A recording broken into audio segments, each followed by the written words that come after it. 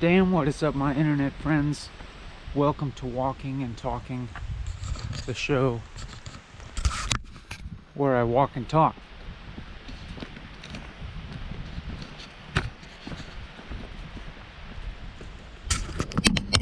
I could say things like it's been a long time. It's been a while.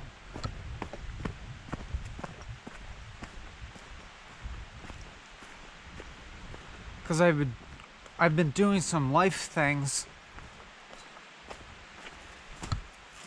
but now I'm done with them for the time being, and so I can recommit to this.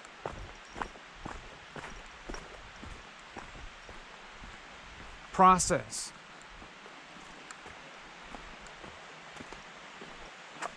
So in my mind now, I'm just kind of trying to think of this as procedural, as in just remind myself of the procedure of talking continuously and not think too hard about what I'm saying, although I'm not sure if that's exactly possible.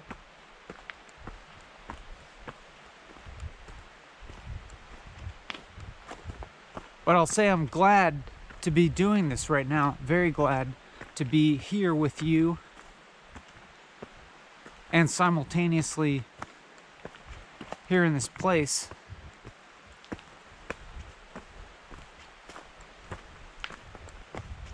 Because when I'm not doing this, I'm thinking about doing it. When I'm not doing this, oftentimes I'm thinking I should be doing this.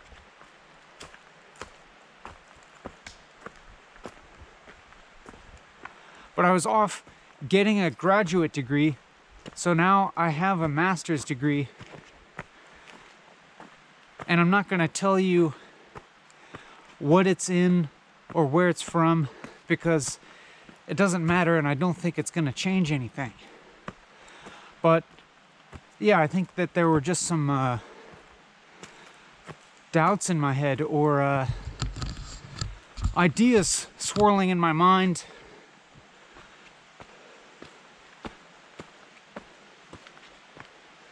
around how I should be actualized in the world. And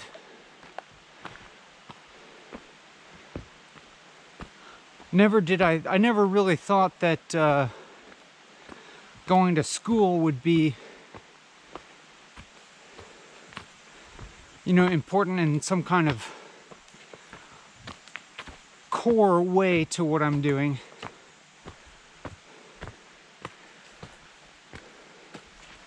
Because at the core, it's like I already know, in a sense, you could say.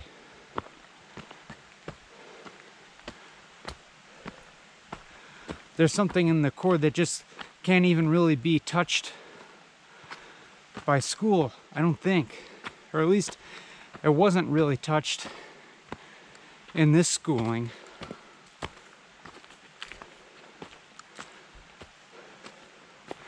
But these were mostly ideas that I had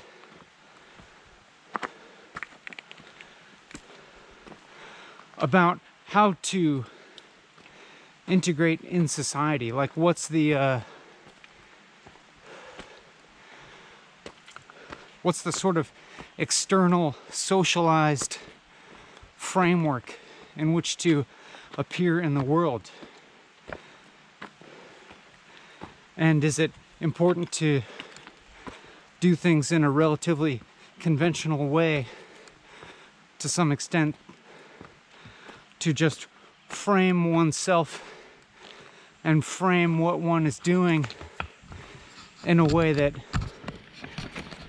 is like legible to more people, legible to society in some way.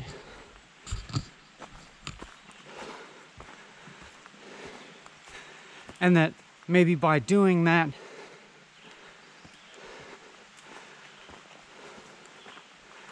more kind of integration between this type of activity, like this I had some idea in my head that maybe this type of activity could be provided with more entryways into it, more ways to understand it, or at least, you know, to have an appearance of understanding it, like the superficial appearance of understanding it.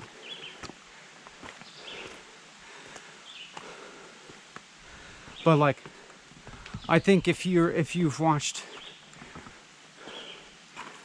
much of this, you'll probably know that like the deep understanding of this is really a non-understanding. Like, understanding becomes a totally moot concept when you really get down to it.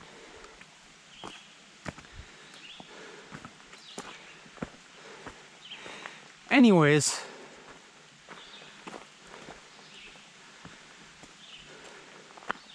I don't think it really mattered. I don't think it was important at all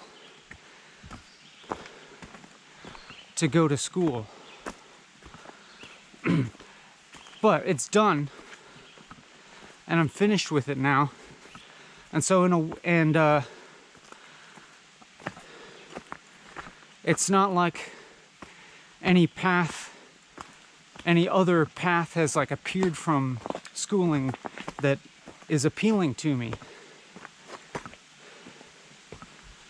And so in a way, it could be something like having gone through that, maybe I've now kind of expunged any doubt about this. I mean, that'll never really true. I don't think I'll ever fully expunge doubt. I don't know if that's ever fully possible or even desirable, but maybe I've like reaffirmed to myself that this is the way for me to go. You know what I'm saying? Anyways, everything that I'm saying is neither here nor there really, and doesn't have any implications for you either.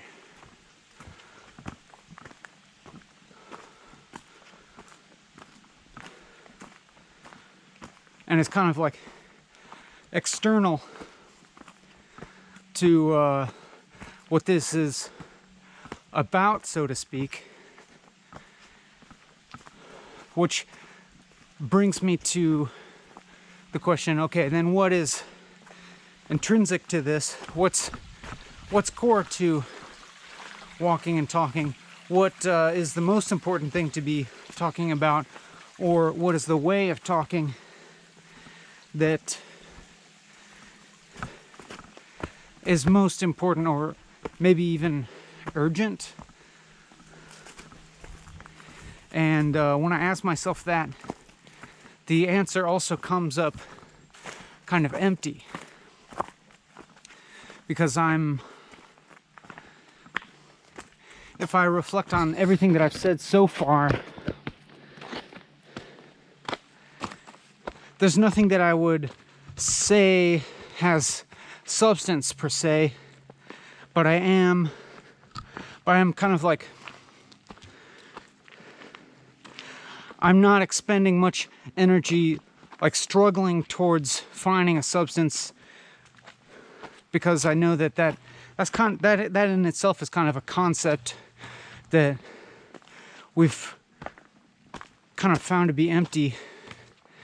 But in a way, we could say that the emptiness itself is the substance.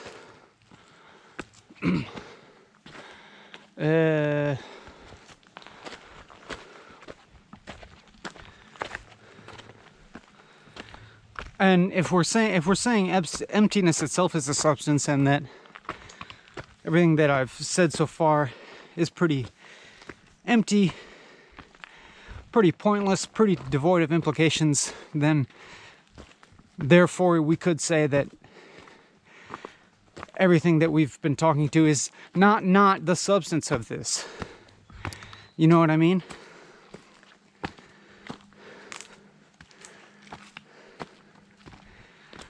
And it's kind of interesting to think about now how just the description of that, just sort of the reflection upon whatever it was, the first few minutes of talking itself has taken up some time and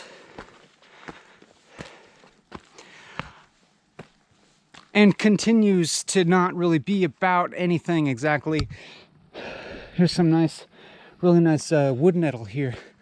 I would harvest some, but it's flowered already, and I believe you're not supposed to eat a lot of it after it's flowered, because maybe it's got some more, there's like some extra silica content in the leaves at that point, or something that's like not great for your kidneys or something like that.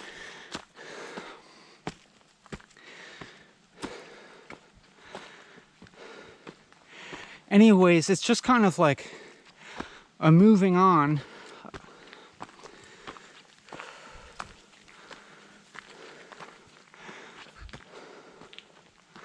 without struggling too much. Just continuing to talk with, I think, some awareness of like the embarrassing aspect, or just kind of not evaluating things very much right now.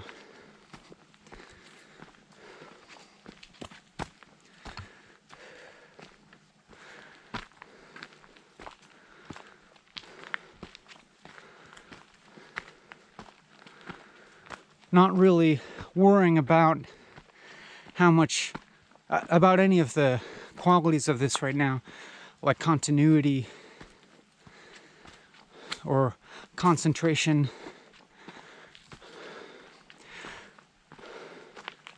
And certainly everything that I'm saying is, coming from some kind of mental framework. I'm sure that there are concepts playing themselves out that are unexamined right now, that I'm probably not that I'm not fully aware of right now.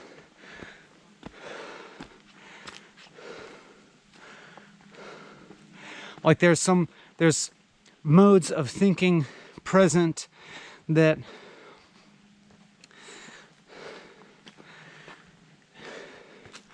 we could estimate, that we could kind of like assume maybe that even by virtue of these things being said, it's likely that they are not being reflexively examined or interrogated. You know what I mean?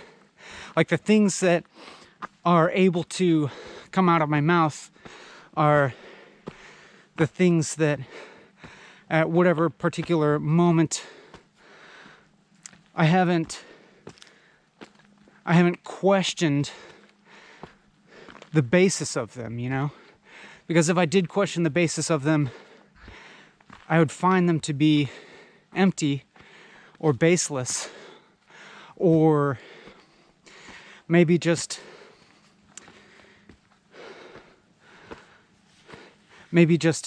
part of a very particular and specific conceptual or philosophical viewpoint, and therefore like somewhat arbitrary to say.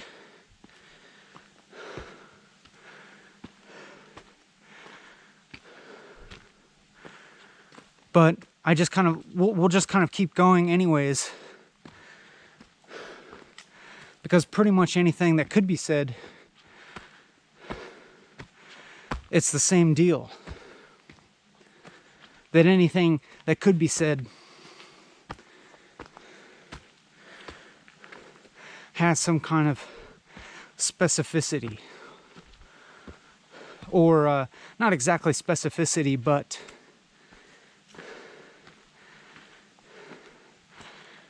is kind of arbitrary. It's like dividing reality up in one way or another, but like not worrying about that too much, because reality is either always being divided up into arbitrary and meaningless ways that appear to have meaning. We can get into that later. Or it never is. Or we could say that the alwaysness of the arbitrary specificness of our viewpoint is kind of equal to the always emptiness of any viewpoint.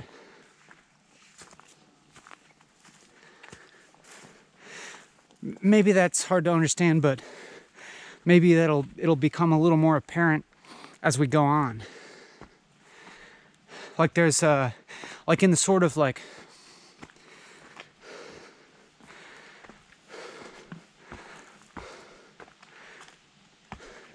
in the long haul of walking and talking, in the long stretch, in the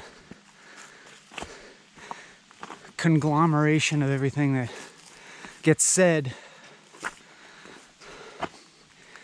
and it's kind of like the same thing, just being continuously articulated in different ways.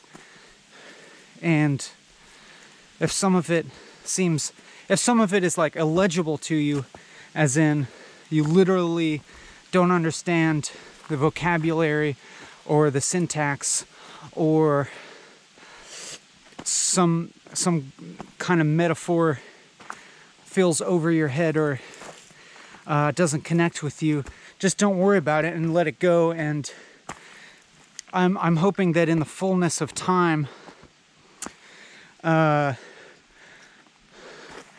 bigger nature of this activity becomes, legible, that it will, the bigger nature will kind of like slowly and gradually infiltrate your experience and my experience together, or apart, or both.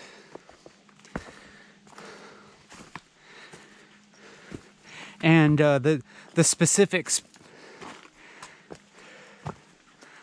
aren't going to matter as much, or we'll be able to see the forest for the trees. We'll be able to see the trees for the forest, if you know what I'm saying. But if it feels like you don't understand, that's really fine.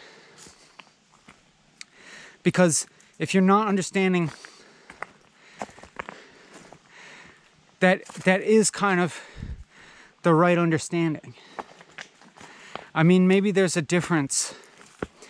Maybe there's a difference between like understanding English and not understanding English.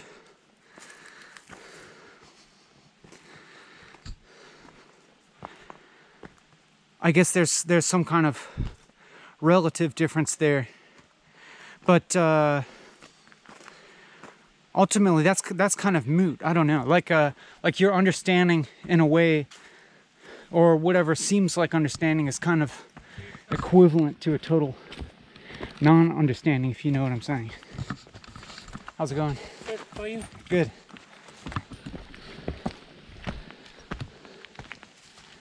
Hey, how's it going? Pretty good. How are you? Good.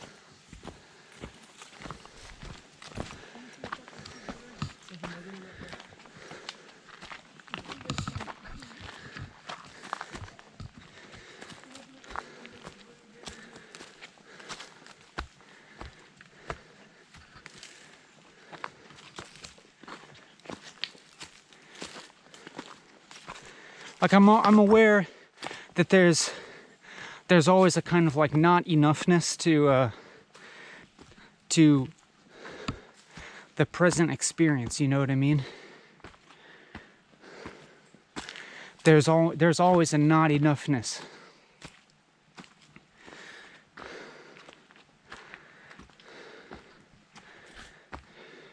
It's just like, whatever way do you want to cut it?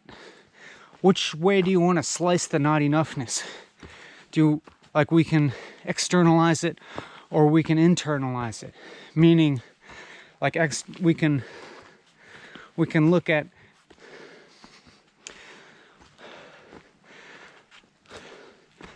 lacks that are external, like things that could be better about our life situation. We could have more, or we can internalize it, like we're not like spiritually actualized enough, or we're not making the most of our lives, or we need to be better in one way or another, even if that betterness is like about being more content or something like that, or more virtuous. And that's all just normal.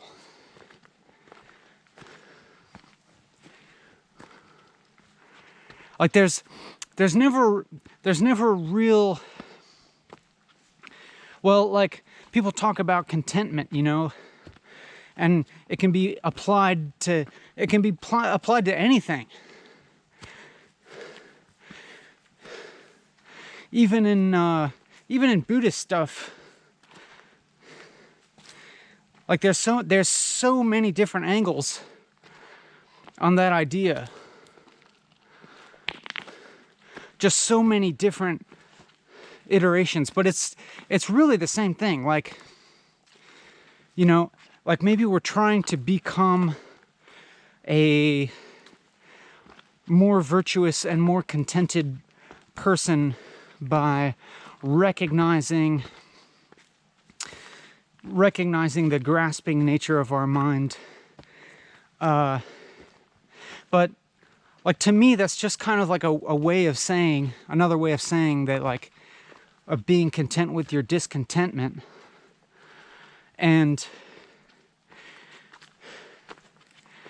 it's, if you get down to that, like that's meaningless too. That's a meaningless statement. Like you just can't, you know, there's no ultimate contentment. I mean, in a relative sense, we can say, I just for a sake of kind of argument right here, I'll kind of like frame things in terms of being beneficial or not beneficial, even though I don't actually believe it. But for the sake of the present argument, which we'll dissect later, like I could say that it's sort of beneficial to meditate a lot, and because then you could kind of realize your attachment or aversion to certain externalized thing, and you could kind of realize that can also be seen as something intrinsic to the mind, and that like you kind of have an option there to disattach to certain external things. Like there's some leeway there.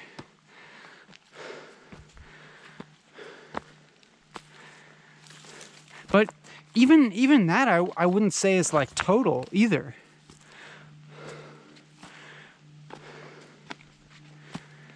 Because that is just kind of like rearranging discontentment. Like you could say, like, you know,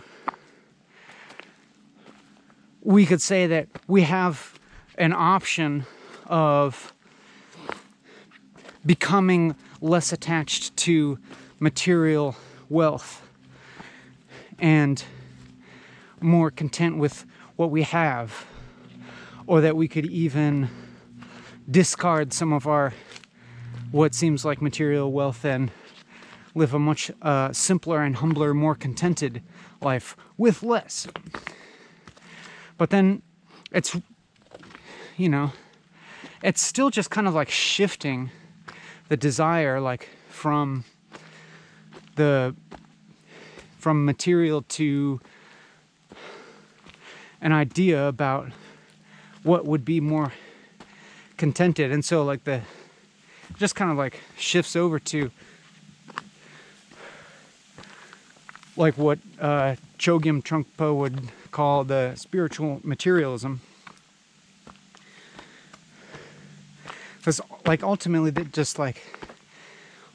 even like wealth or like owning something is not a real solid thing. But then I want to be careful because there's also just like what really seems like just hard material facts of life that one needs to meet their biological needs.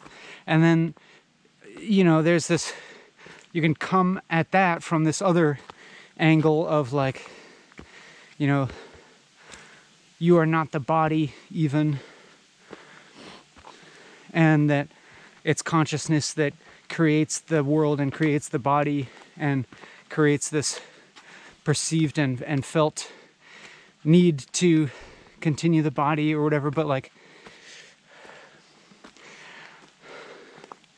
and I wouldn't say that that's like false, but just as much you can also see how it's not like anybody who has that kind of realization just suddenly stops eating and drinking and just dies. I mean, maybe there's some isolated outlier cases of that, of an extreme asceticism that just goes to death.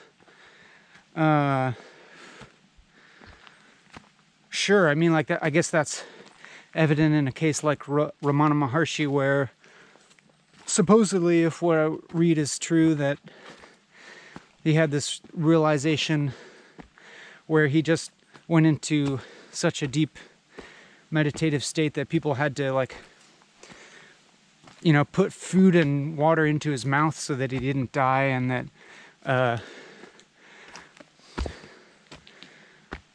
critters were like eating the flesh of his legs or something because he wouldn't move.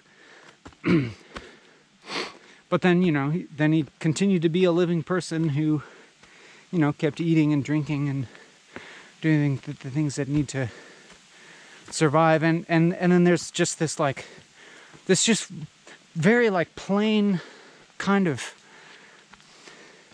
matter-of-fact thing that it's like, how are you going to maintain that perspective if you're, like, starving or under threat or something? Or, you know, your life is constantly destabilized by external forces that you can't control. And that's just so, like, you obviously can't just jettison ethics ever. You can't just jettison a moral responsibility to the rest of the world. You don't ever get to just, like, absolve that, I don't think. I mean, we can talk about super ascetics, not aesthetics, ascetics who, you know, a monk who goes into a cave, but those extremes of asceticism, which on the surface might appear like detachment from the world, it's always supported by the world. That always happens in a society where there's a spiritual / conceptual framework attached to exactly what one is doing in the cave for 10 years or however long. And it's, like, socially and materially supported Like somebody's going to provide them with food and water probably. Like they still have to figure out how to stay alive. And you know, more often than not, it's like those people, like, you know, you think of Ramana Maharshi as like the Olympic gold medalist of asceticism. But at the same time, like that framing of him as a person, that aura about him is kind of is straight up inextricable from the phenomenon of other people taking him up as their guru. It's like whether he sought disciples or not. Like supposedly he didn't seek any disciples or never claimed that of himself to be a guru or like higher than other people, you know, because like obviously he's an Advaitic who's saying there is no individual self. And you know, he one can kind of like examine what he says and find it to be pretty rigorous in that regard. Although there's, you know, there's always going to be things, there's always going to be a problematic aspect to it. But to get back to what I'm saying, like an ashram develops around him, and it's because of this ashram, it's because of these other people making him into a guru, and, you know, using him as the example, as the idol of spiritual purity. That's contextualizing him socially. It's that position of the guru is as much a social, or you could even say economically created position, and it's in relation to the rest of society and culture.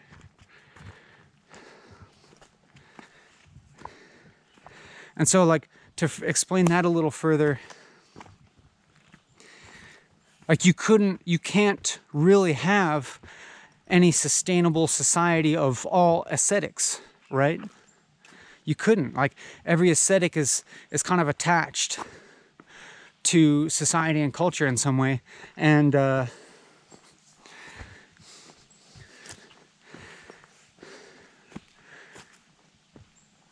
mean, like, we could theorize that maybe there's some that haven't been, that have, you know, learned to live in the wilderness without any human interaction, without any cultural interaction. Like, we can kind of like theorize that maybe that's happened, and they've just like gone into the forest or a cave or wherever and totally severed ties with society and lived until they died, or maybe, you know, maybe they were so liberated from the bonds to their body, their embodiment, that they let themselves die or something like that. But again,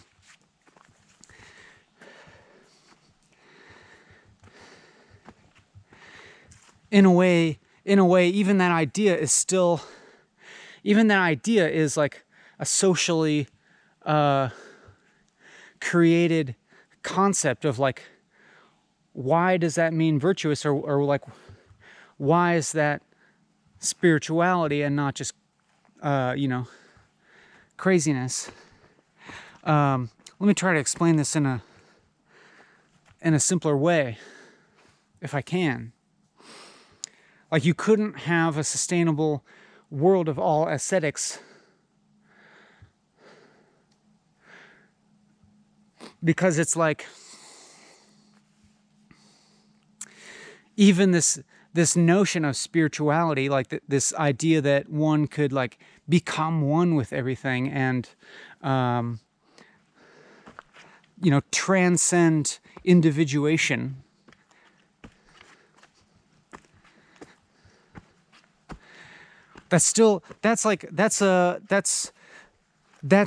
That itself is conceptual and is an artifact, a manifestation of our very humanness. And it's inextricable with culture, and it's inextricable with like the evolution of our culture and the social complexity of it. And it's even inextricable with like civilization and like the advanced complicated economy that we have. And of course, I'm not saying that ideas of spirituality and asceticism, hey Toad, haven't existed before industrial civilization. Obviously they did, but they're always still connected to each other. Like the idea of something to cast off. Like there has to be something to cast off. There has to be like the worldly realm or something. The realm of the senses like has to exist in order for there to be its opposite.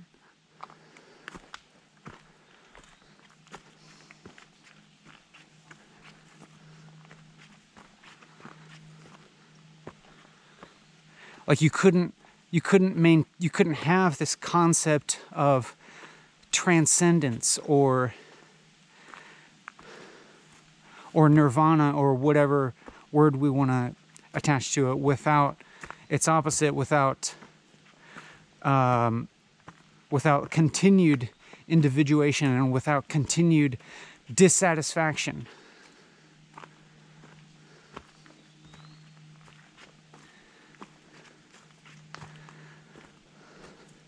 Without a perceived unvirtue, without a perceived wickedness in the world.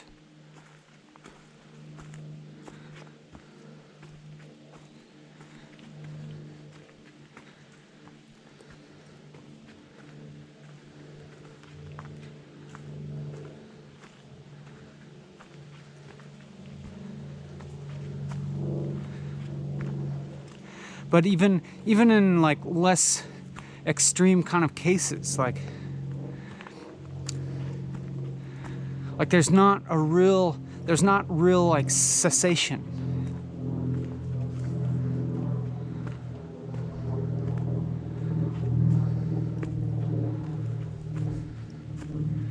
There's no real cessation that's like has any kind of independent reality other than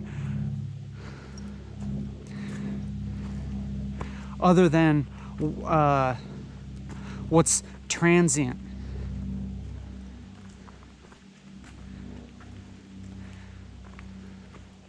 You know, if we're kind of bifurcating our experience into lower and higher. Oh, what critter is that? Oh, another toad. Hey, toad. Like we can bifurcate our experience into transitory thought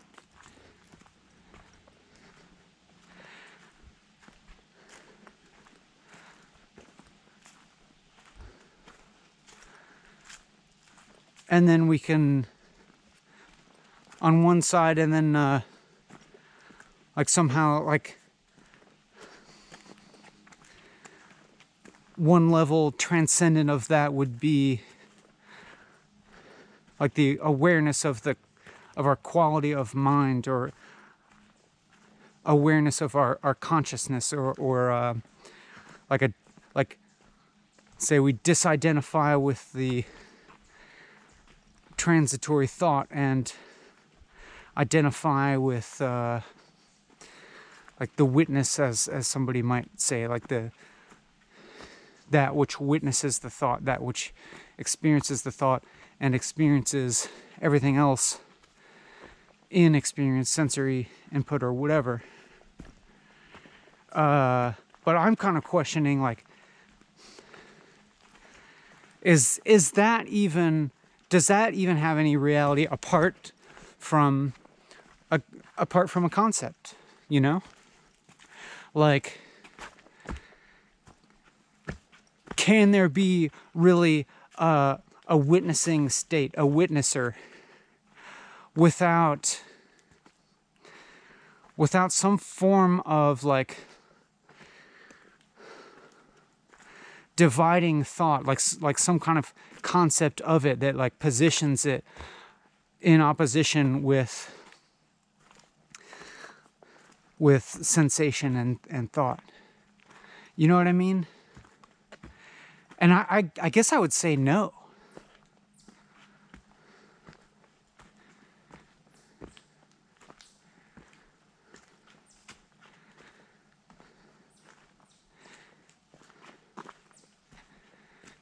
And I'm like, you could say this is just what I'm sort of, where I'm at in the moment, or what I'm thinking in the moment. But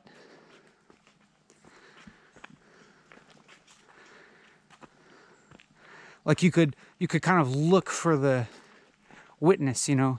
You can look for the container of one's experience. And of course it's not like a place that has, you know, physical, that it's not a place that is, like, located in relation to the body the way that we normally kind of reference things in space. You know, it's like always has to be in relation to the body.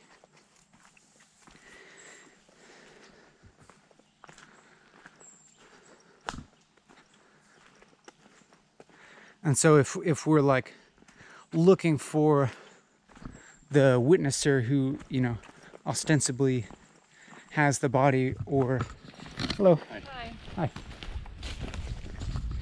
If we're looking for the origin of consciousness that in which the body and the world appear, it seems like the first instinct is to kind of, like, identify a space that's supposedly inside the head, like looking out through the eyes, as sort of the locus of being, the locus of the center of experience, where everything's, you know, coming, like, but then, and so the question, and other people have pointed this sort of thing out too, is like, if you look for that, do you actually find it with any substantive reality other than things that are created by thought? Like, we imagine the core of ourselves to be inside our brain, probably most of the time, and for our thoughts to be, like, inside of our brain, I guess. And not only have none of us ever seen our own brain, and the knowledge that we have a brain is an extrapolation from that which we see and know. It's an extrapolation of the meaning that appears to us, and it's, you know, it's not, like, universally the case. Like, obviously knowledge of the brain has developed over a long period of time, apparently.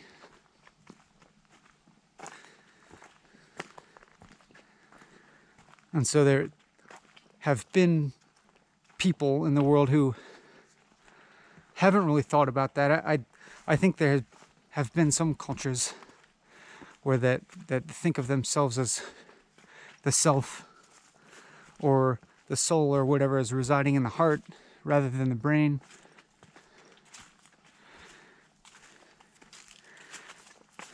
And so there's not necessarily this like hard attachment between, say, mental experience, like the experience of thought, and the external objective observation of, you know, the physical brain. Although I guess modern science points us closer to that, as you can, you know, observe in an MRI or whatever, brain activity that have a correlation to people's subjective experience, you know, when they're told to think about one thing or the other, certain activity and the brain lights up, but still there's always this separation between subjective experience and the ostensible objective reality. But there appears to be meaning, you know, like things like scientific consensus and the knowledge that we have and use to navigate reality that seems tested and true, tried and true, that doesn't come against discrepancy. You know what I mean? Like creationist religions come into conflict with observed reality. It seems like most of what we call science eventually does also come into conflict with observed reality. But we can say of it that it's, you know, the best working model or something like that. But I feel like I'm digressing a bit.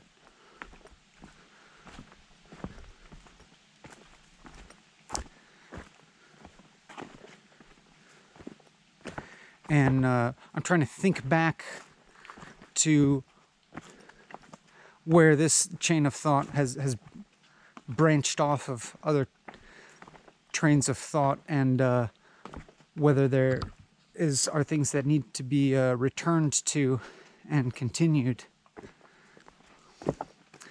Because as I've been talking, I've been noticing so many things that I've said that suggest further examination, because really everything that I've said, I'm noticing increasingly the conceptual foundations of everything that I'm saying as not being necessarily granted. And it's like everything that I'm saying rests upon some unexamined assumption, just in order to keep speaking, just in order to grant some apparent meaning to what I'm saying. Like meaning itself, if we try to like examine what meaning is, and even if we just try to narrow this field down to like a linguistic meaning,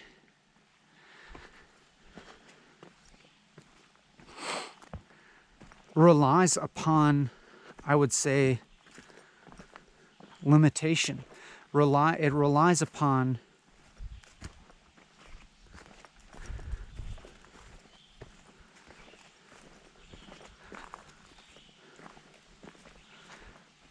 certain ideas and thoughts and frameworks going unexamined. Like certain, like there's this whole like web of relation of thought. There's this whole, like any meaning really is relative, and I mean relative as in any meaning is actually just kind of a constellation between a bunch of different ideas, and every one of those ideas lacks inherent truth. Like any one of those ideas is itself just a constellation between other ideas. I think this is like, you know, I think what I'm saying is kind of like a post-structuralist idea. But I want to just go even like, maybe even go further than what they were saying, I think.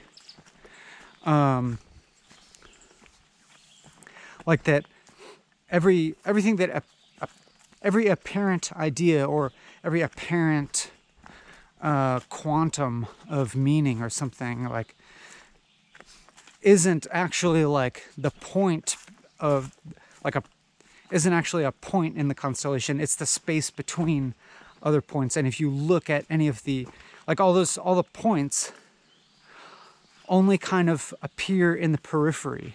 That is, they only seem to exist when you aren't looking directly at them.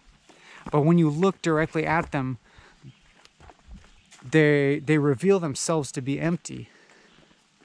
And that emptiness appears in relation to other apparent points of substance. You know what I mean? Like, because you can never like actually grasp the emptiness.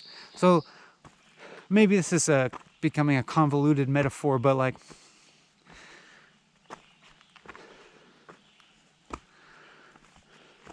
say you're looking into the night sky and you recognize a constellation of stars, and you know, we can recognize that the constellation itself doesn't have inherent reality. It's just a relationship between a particular group of stars, and so we recognize that it's kind of our recognizing that gives it any substance that it might have. And so like the constellation's existence is created by us.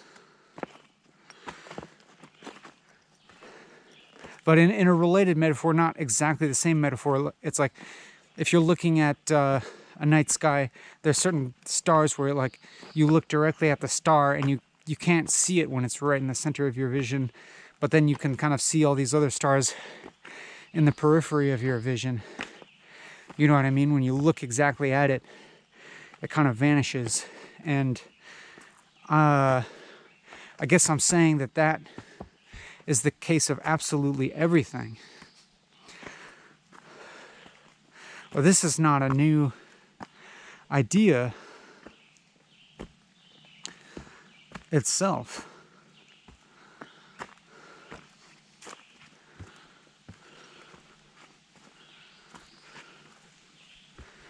And this applies to anything that would constitute the self, and I would say that it would apply to anything that constitutes any like would be witness or capital S self, you know, higher transpersonal self or anything like that. I would say that's empty as well. But and then we have to go further here and say that this also applies to emptiness itself. Like if we're going to say that all these things are inherently empty, it might appear that like, you know, that can be a kind of like an answer to what reality is. but it's not. Like, emptiness is not something you can arrive at. It's not something that can be grasped. And even here, we're talking about it, and we're using it as a concept, and as such, it only really has any meaning in relation to its opposite, which would be substance. You couldn't have emptiness without substance. And this kind of gets back to the sort of like problematicness of some idea of enlightenment. And then it trickles down even to any idea of like, even of improvement or something.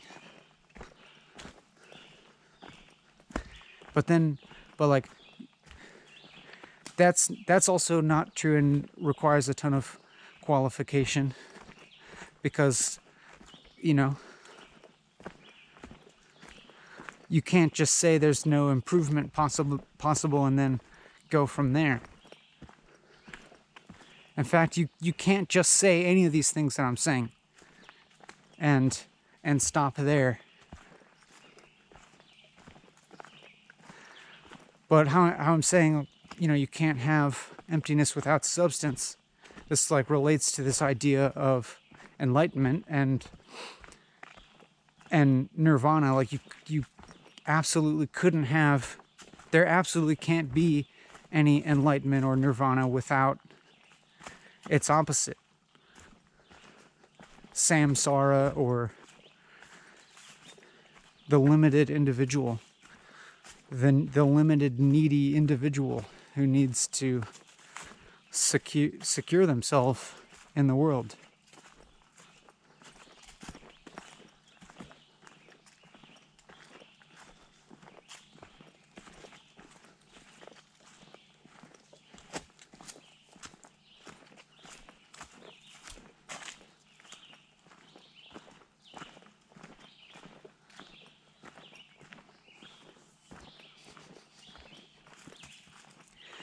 But then again, I can't even like,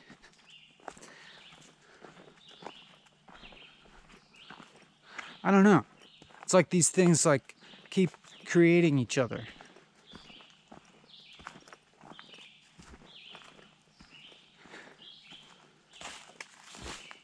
I keep having this question of like, is there some higher, is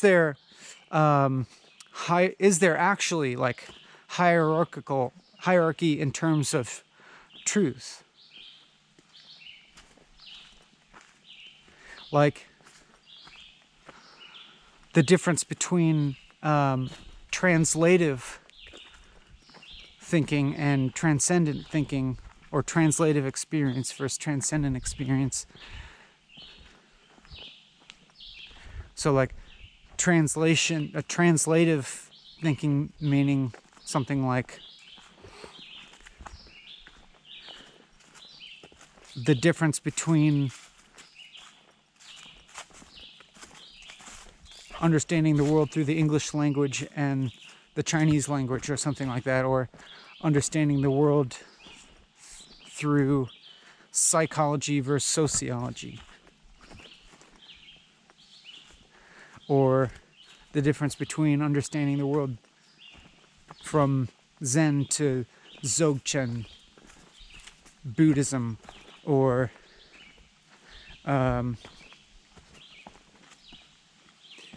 physics versus cosmology.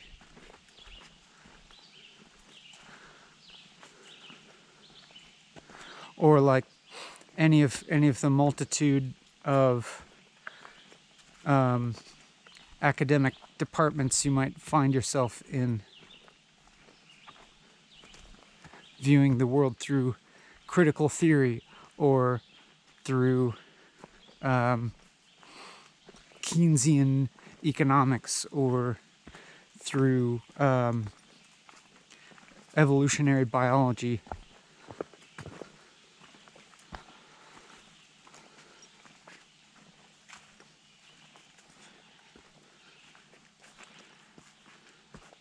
Like there's I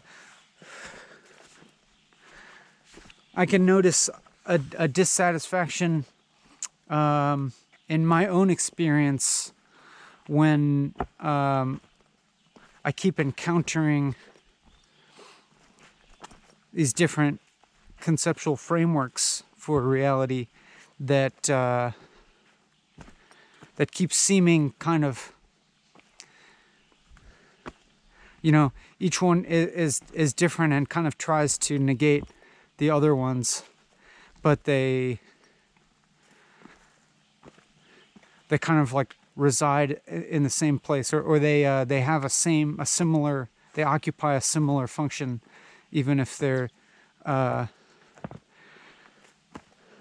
different slicing up of the world.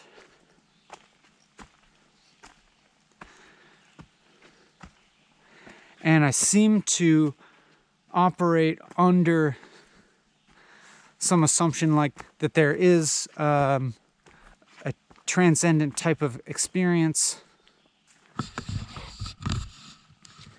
as in that might be one of the motivating factors for me to keep walking and talking.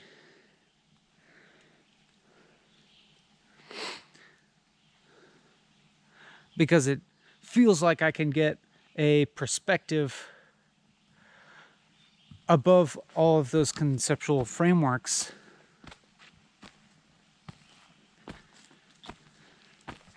and experience, you know, something that what we could call as a flow state or something,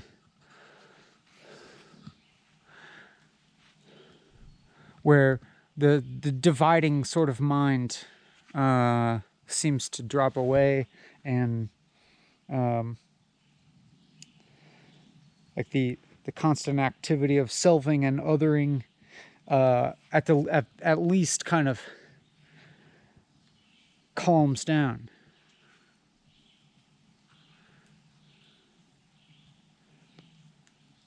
And there's an experience which I could call openness, and which is, you know, associated with a feeling of peace.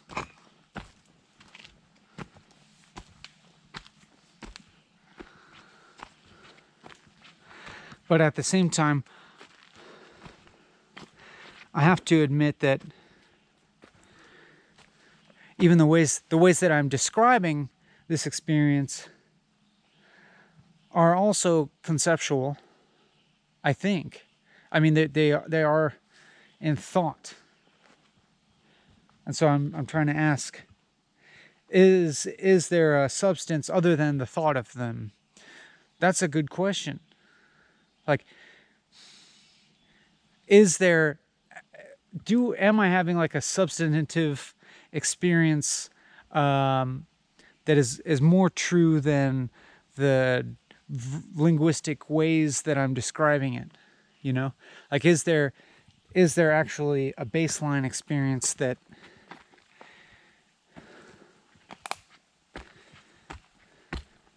my words are describing, or is it that my thinking is just creating my experience continuously? That it is my experience. I mean, of course, there's what we can call sensory input. I'm seeing and hearing and feeling things. We can say,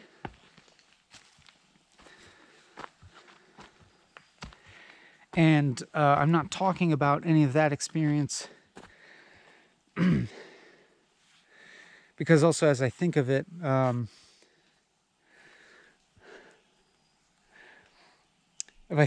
even if I think about starting to talk about my sensory experience, I'm recognizing how much the verbalization of it would be kind of creating its reality. So, you know, it's like I can say that I'm hearing like a bird chirping in the distance, and then but that's not really the experience. Like that's still a mental categorization of the experience, and it's still, of course, it's still, of course, like totally intertwined with this whole web of meaning that is, socially and culturally created, and reminds me that there's not like this inherent me that's independent of society and culture. There's not an individual here has some inherent existence outside of the way the rest of humanity is. It's always connected and in relation. Of course. Obviously. But then there's this, you might be objecting and say, well, obviously, but there's still kind of objective reality before we name it, There's still experience before we name it, you might say, and I'd say, like, in a way, you're not wrong.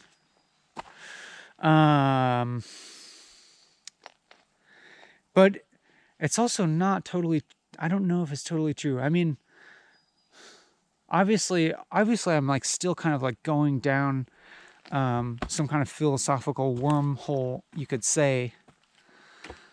Like, maybe everything that I'm saying is just like conceptualizing overlaid on top of some objective experience or something. But even the division of reality into self and other, experiencer and experienced, I don't think is a given.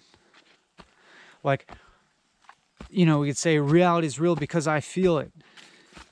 I can feel the ground that I'm walking on, but then if you actually examine what feeling is, like what is this sensation, it's like, it's just sensation. But then if you were not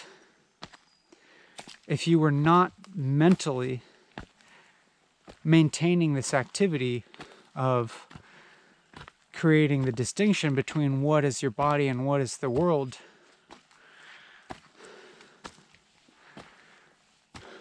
sensation is not, sensation loses its meaning. Then sensation can also be viewed as just the continuation between self and other. The always already non-separation is there in what we think of as sensation. Like, in a way, we could also think of reality as being only sensation. And especially if we include thought as a form of sensation, which I think makes sense. Like, there's no external world, there's no internal you. There's only the link between the two. There's only the bridge of sensation and thought.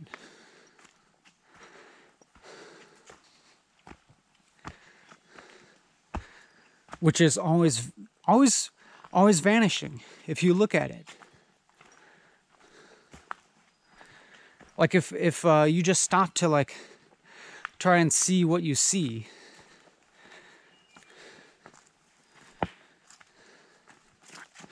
if you really look at it, it's like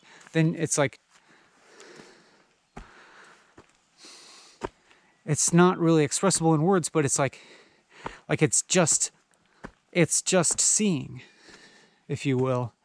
It's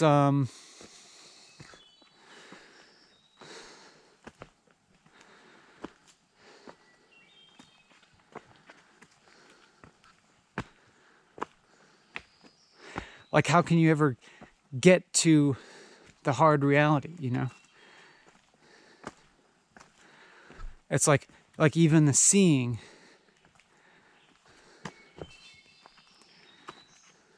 is again like one of those constellations. Like even sensation is substanceless apart from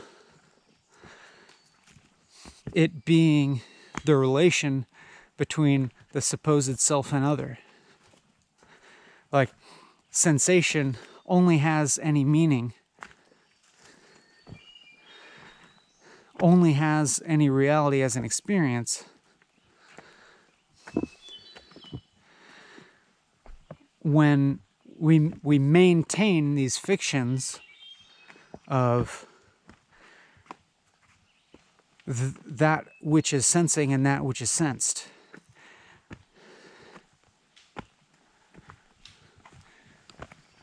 And it's like never can we actually get to either of those. Hello. Hi, how you doing? Good.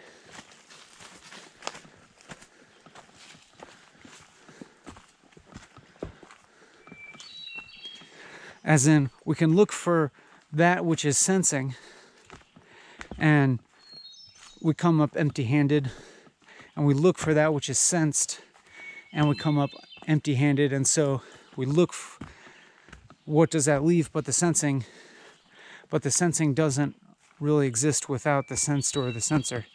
And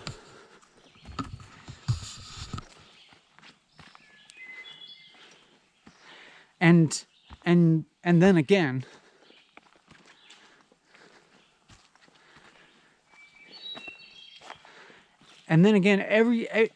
absolutely everything that I'm saying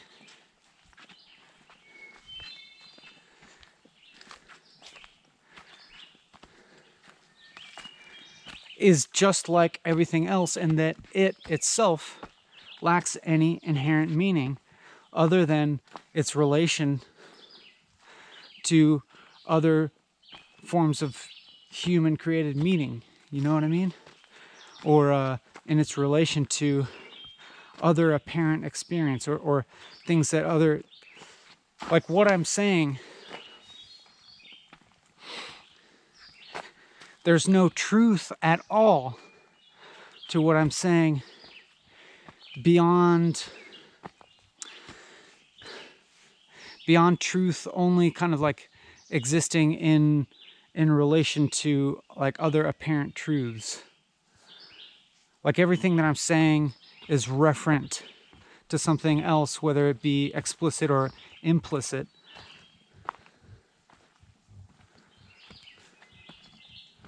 And not only it's in reference to not only like apparently hard basic realities like you and me or matter, but it's also only meaningful in reference to other philosophical or conceptual ideas or other ubiquitous worldviews.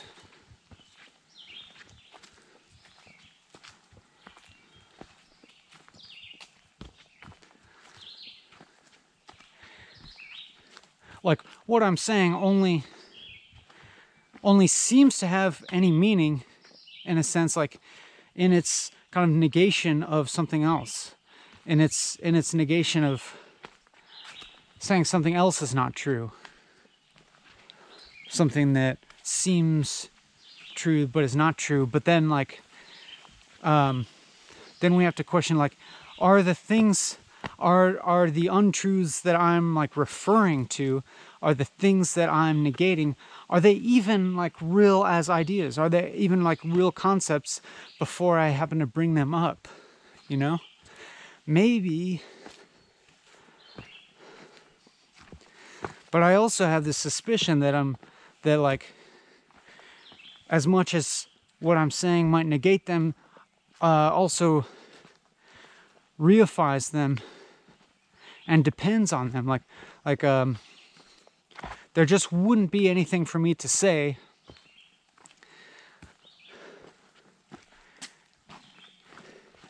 if it weren't to kind of like be in relation to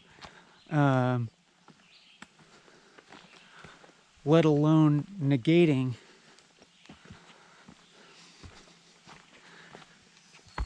these other worldviews that I'm talking about.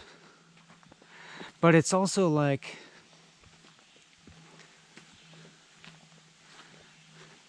I'm it's kind of like, it's also as if like I'm manifesting these other worldviews just by talking about them.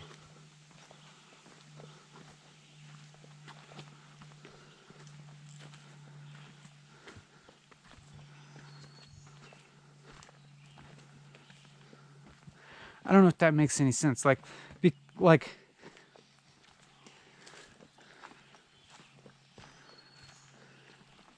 I'm realizing that the way that I'm speaking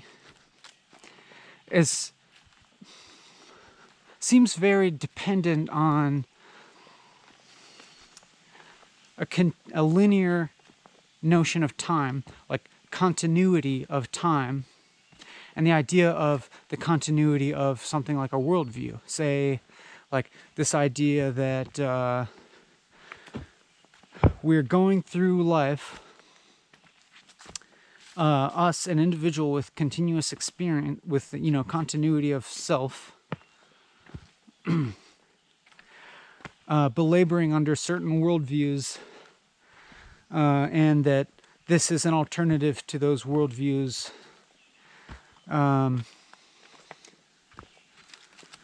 That sort of seems to be like the presumptive attitude of the way I'm speaking.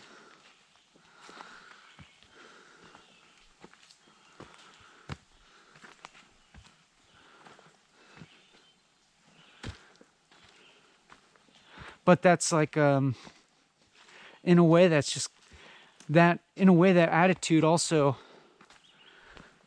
reifies the same would-be worldview that it would on the surface appear to negate, as in, like,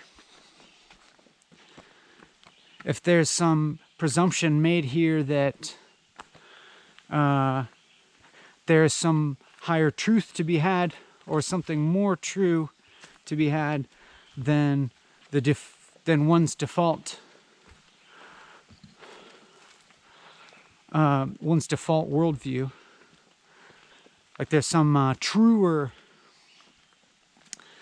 experience of time, some truer understanding of basic things like, you know, fundamental seeming things like time.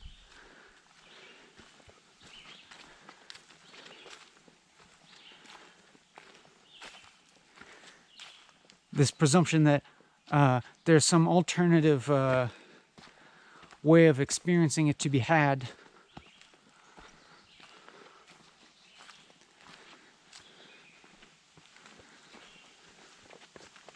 But this is kind of a fallacy.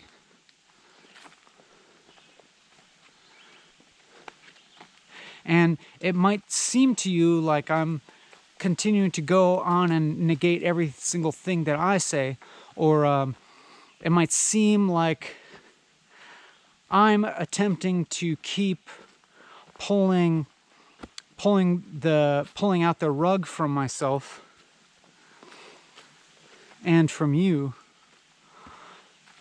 It might seem like I'm continually investigating the conceptual basis for each thing that I say, and, you know, continually going down this rabbit hole.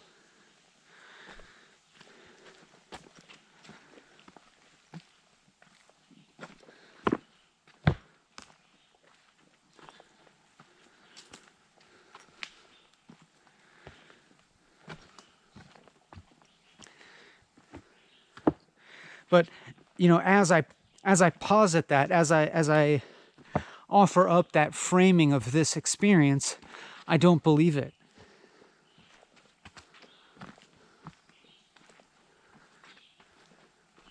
But then again, what I just said is like just another manifestation of the process that I just described and then negated.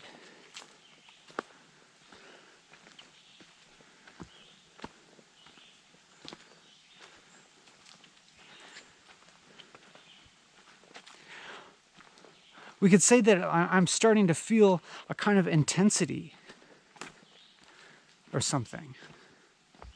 I mean, absolutely everything that I'm saying is occurring to me as false, as wrong, as untrue, just as soon as I have the mental capacity to even perceive or conceive of what I've just said. Like the moment that something has come out of my mouth and my brain catches up to supposedly understanding what I just said, it understands it to be untrue. And like there's the possibility of starting to mentally scramble to make sense out of this, to like mentally scramble to figure out, okay, if that's not entirely accurate, then what is the accurate and true thing to say? But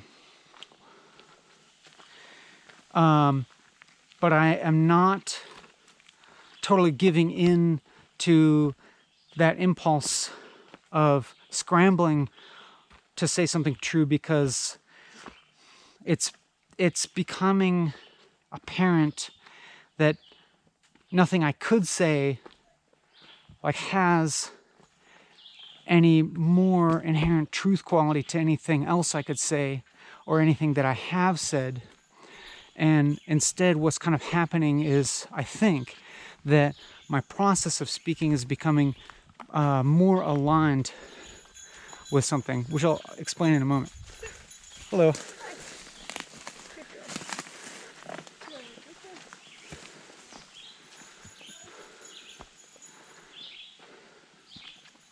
Like one way of thinking about the way that I'm thinking would be that it just keeps being wrong, and then there's like a more clear or more or truer way to look at things.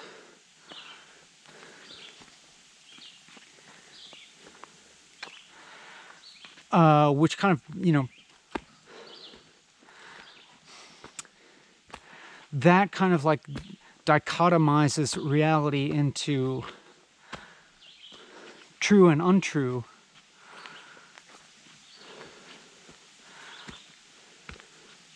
But I feel like I'm recognizing that as a futile activity, and that like the what has manifested in the past as like a painful self-consciousness or doubt and self-questioning, or even like frustration,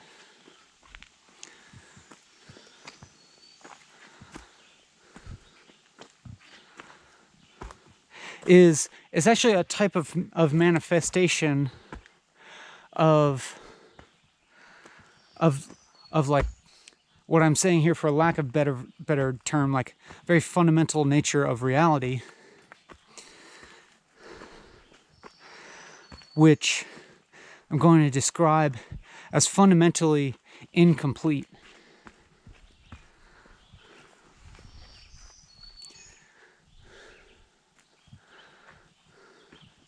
Like fundamentally paradoxical and unnailed downable, if you will.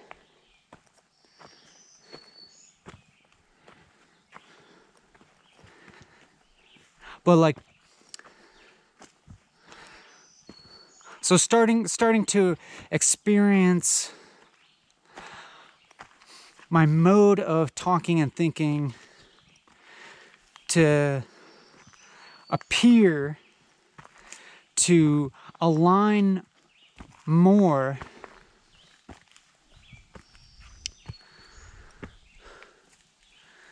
with my experience as a whole, and my experience as a whole becoming a little bit more just clearly aligned with the mode of thinking or something like that.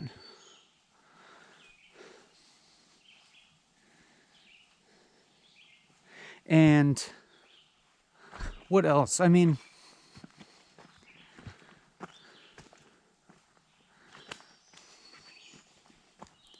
like one way of describing it is of I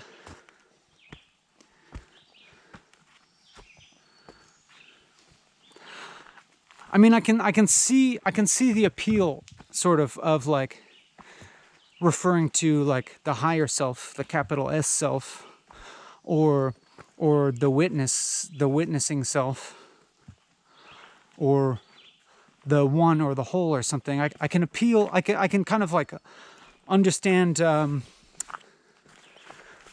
quote unquote usefulness of using those terms.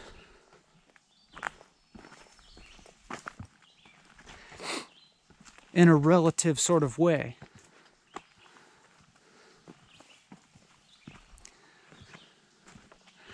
But those don't just like really, like those terms don't really like work in the same register where one has in fact, they don't exactly work in the register of meaning, if you will. Like suppose one reads "I Am That" by Nisargadatta Maharaj and encounters him talking about the big self, the capital self, the pure witness, or whatever, or however he puts it, and him talking about I mean, there's statements in there that can come off as kind of grandiose in the realm of meaning, of like, you know, him saying that he's beyond the world of things, that he is all things, that sort of thing, where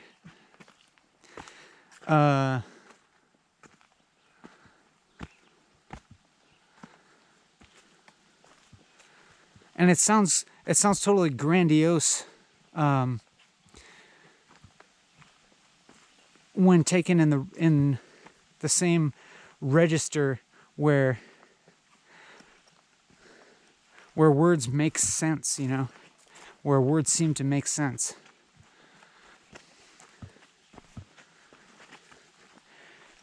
And in one sense, it kind of is. Like, there absolutely is no person who is everything, you know? It's like everything is the same as no one. And so that there just is not an enlightened person. There is no such thing. Other than that, like it has like that concept can have a relative sort of meaning, but it's always dependent on a whole encompassing worldview that involves individuation, as opposed to, you know, transcendence or nirvana or whatever.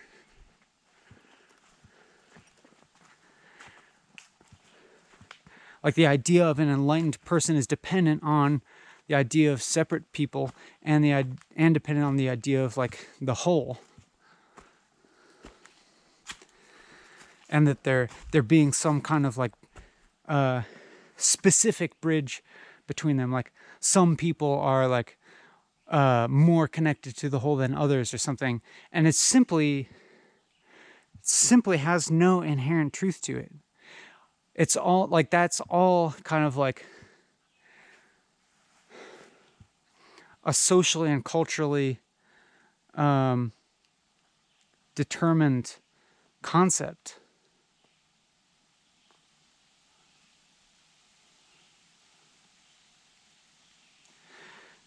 Because it's already like individuation versus the whole are so already the not apart from each other that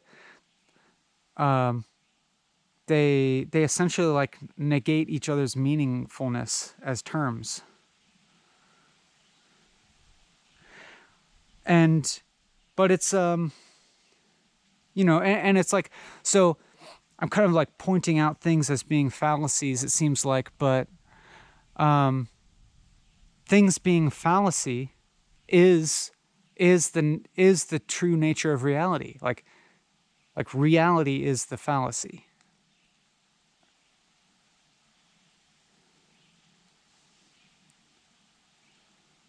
And it's like anything that I could say is just as equally false. And maybe you would take this as some kind of like self-defense, that I'm like trying to defend myself from being pointed out as being wrong or having a limited way of thinking by already kind of self-negating everything that I'm saying by calling it false. And it's, I don't know, I guess I'd say you would be no more wrong to think that than I am wrong.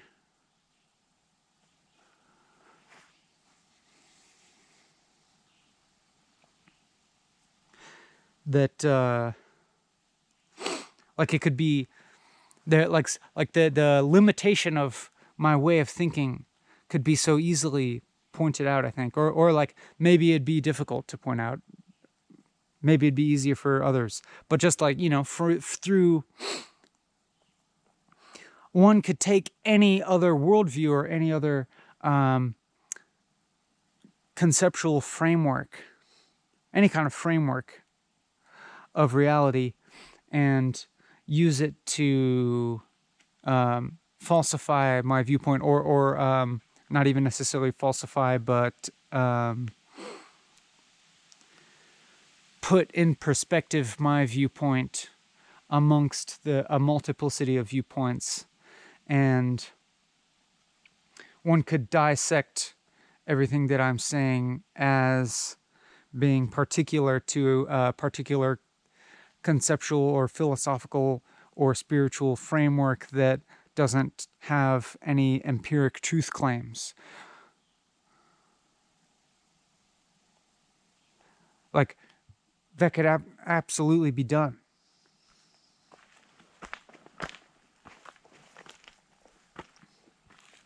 And I don't think it's possible to get to, and that's like just normal. That like applies to everything. So it kind of seems like it's of course like this is like kind of broken record, you could say, or it's as if I am saying exactly the same thing in slightly different wording and phrasing for a very long time, and that's basically true. Like, and I'm not really saying anything. Like, I'm just like,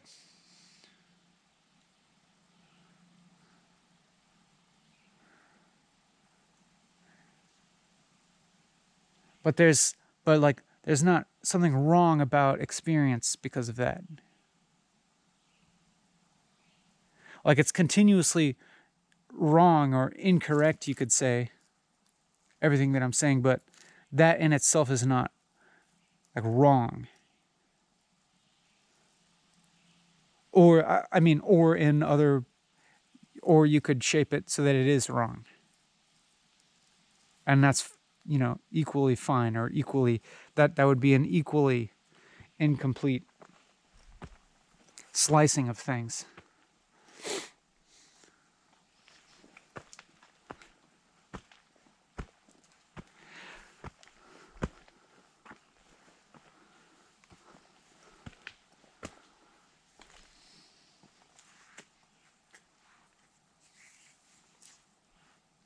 You know, I almost want to say, but I really like this, you know, activity.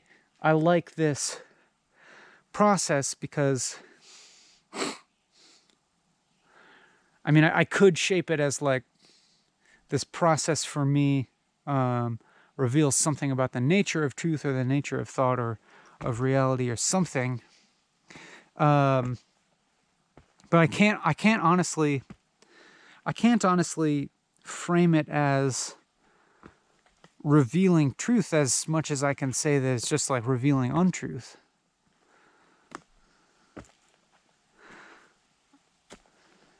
And I can't so much say that like I like this activity as much as I can say that it's something beyond liking and disliking.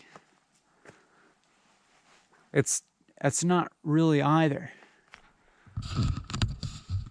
And then at the same time, it's, I can easily say, we can say in another sort of relativistic type of way, well, it's, you know, it's also just really peaceful to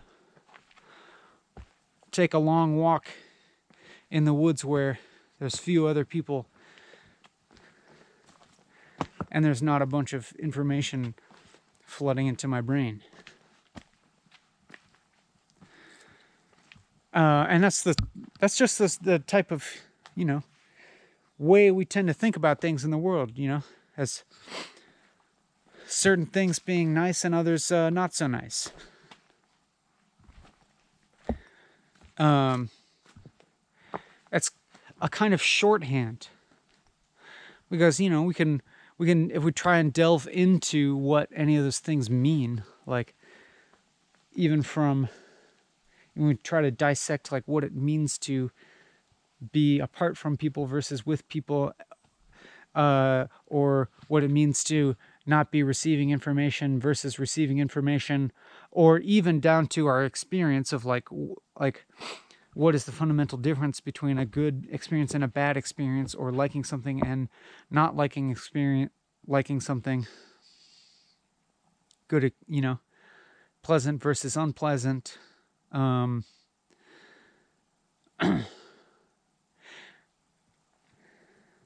for me, even those notions of like what constitutes experience at all fall apart under examination.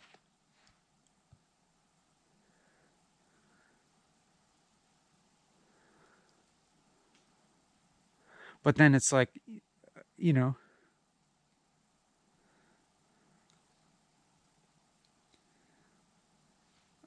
then it's just like, so what? And this is basically, could be said about all of, you know, this activity. This could be said about all of my experience and your experience, or any apparent dissolution thereof. And all of it's like, so what? And then, you know, even that so what is like, even if we examine the implications of that phrase of like, so what? I can kind of think of that as encapsulating reality, actually.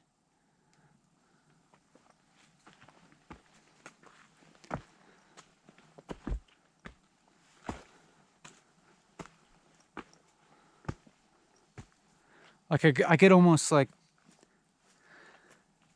use that so what as like kind of like a shorthand for my attitude on reality. But not really.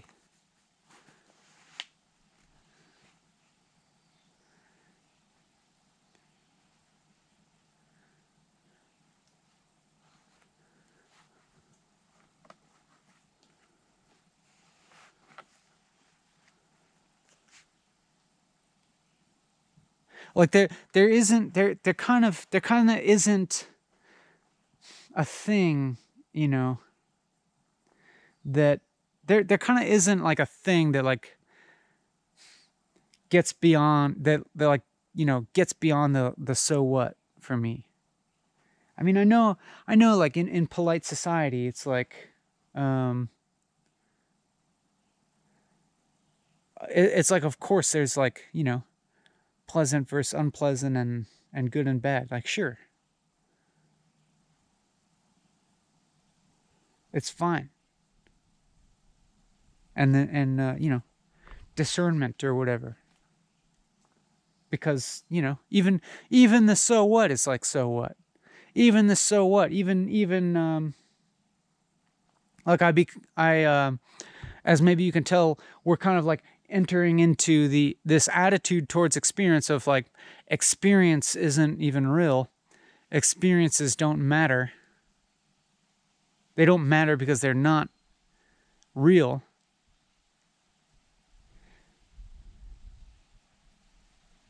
And so, you know, we come to the so what attitude, but even the then we have to keep, you know, we have to extend a so what towards the so what itself.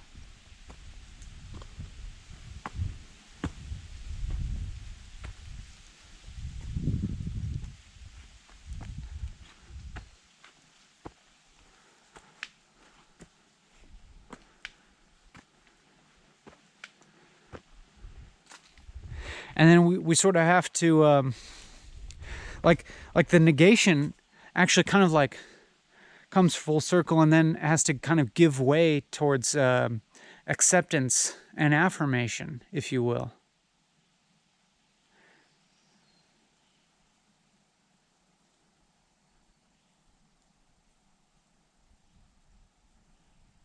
Like you can't like any negation implies some transcendent level that has some substance or truth relative to what is being negated. But then, of course, any of that also needs to be negated, and then it's like, you know,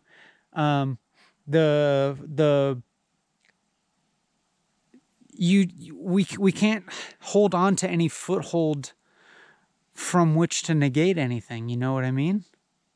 Like we have to negate our basis for negation, and which, you know, just turns into its opposite, which turns into like negation of everything is kind of equal to affirmation of everything. You know what I mean?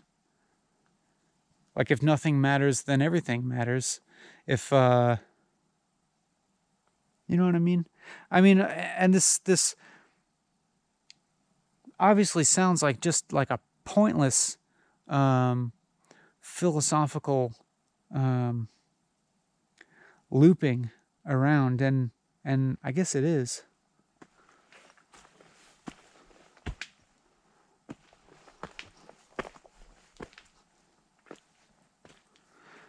Like obviously to the point where it's like we could stop talking, but you know, we could stop talking, but the incompleteness would continue. But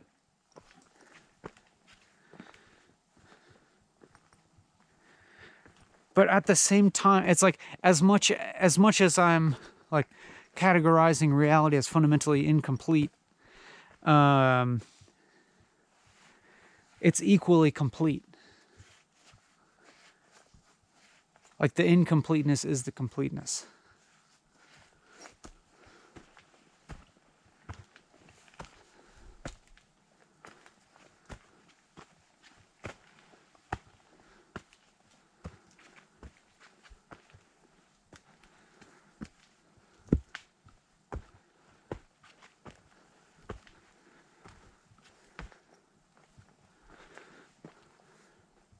I don't know. It's like it's so funny to me.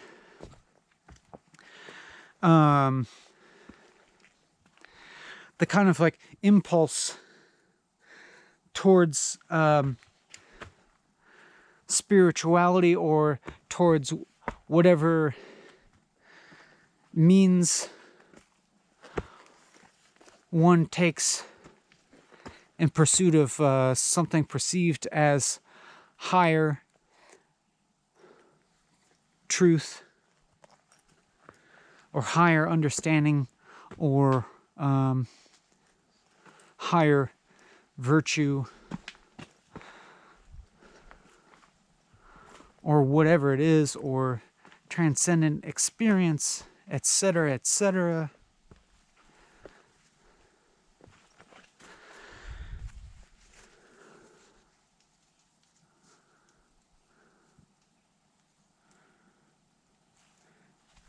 Like I feel myself tempted to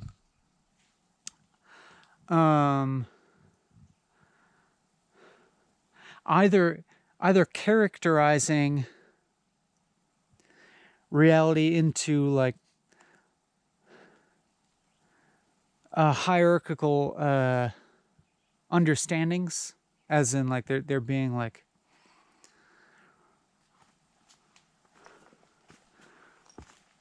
relative truth and relatively ultimate truth, or a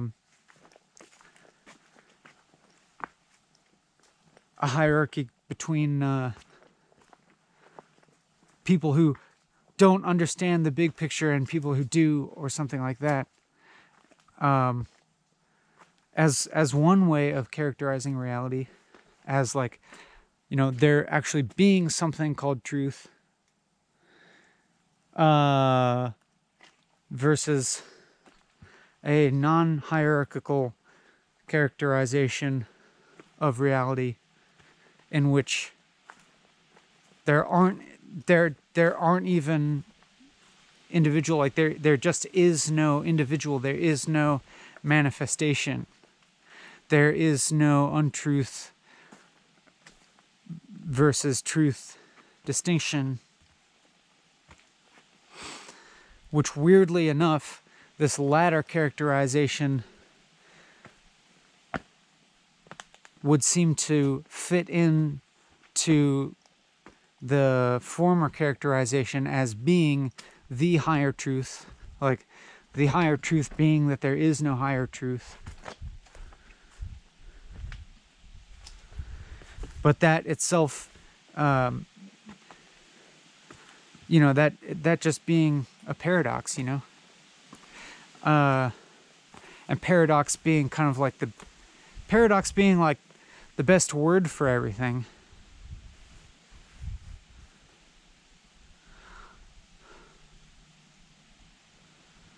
That I can think of. But then, like, that itself being something you can't get. You can't, there is no actual understanding paradox. It is fully ununderstandable, non-understandable.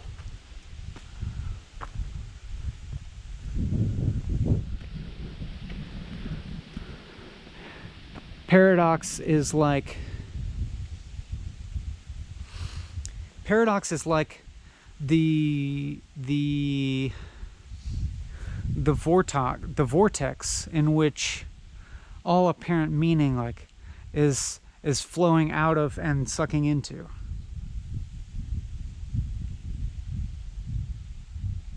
Like that which can seem to be understood all originates and ends with paradox, that which cannot be understood.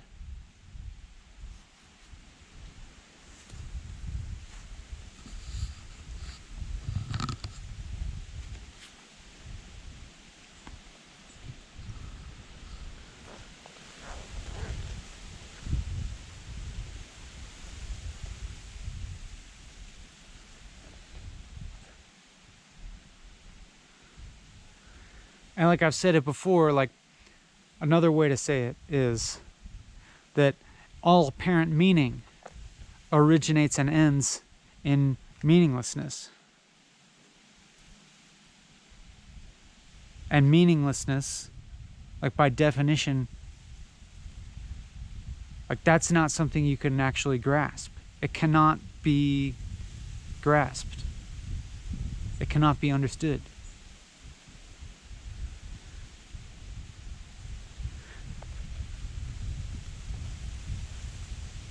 it really can only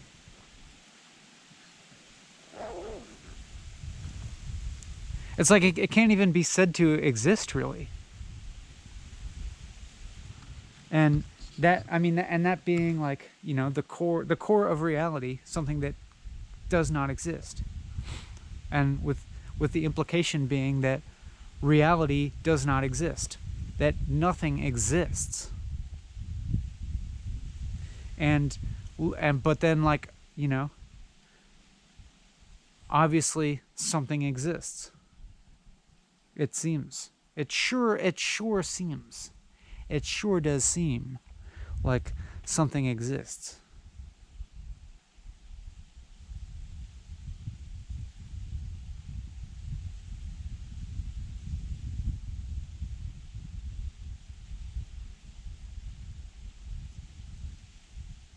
But it couldn't be any other way, you know?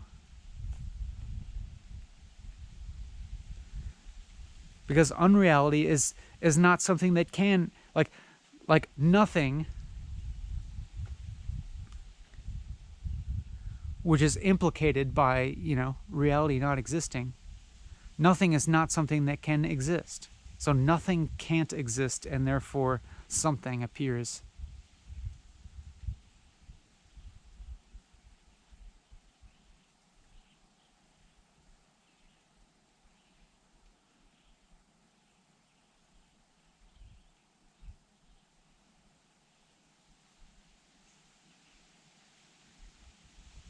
Like wholeness, you know, wholeness can't exist as such. Like nothing actually can exist as such without the separation, without something like perception, you know.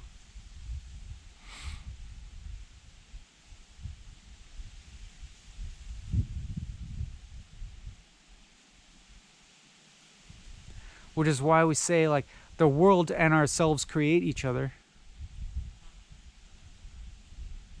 But actually they don't even. They create each other, but neither of them ever exist at all. Neither have, nor don't, nor will.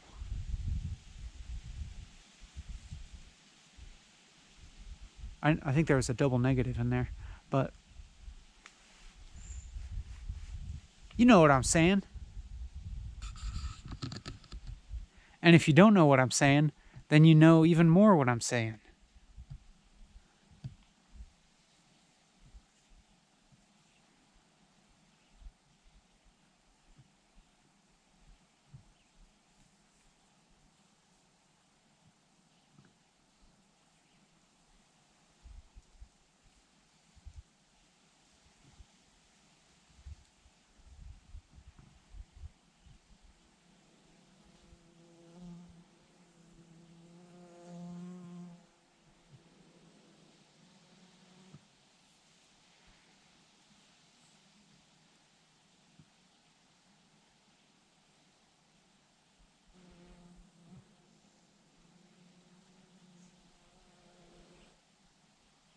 It's like and there's not really like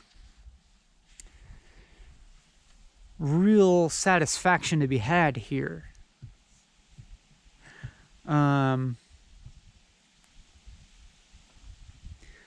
Like we just cannot understand reality.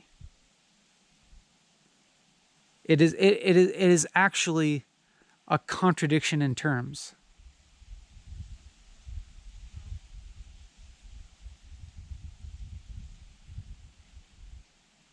In fact, like reality is itself a contradiction in terms.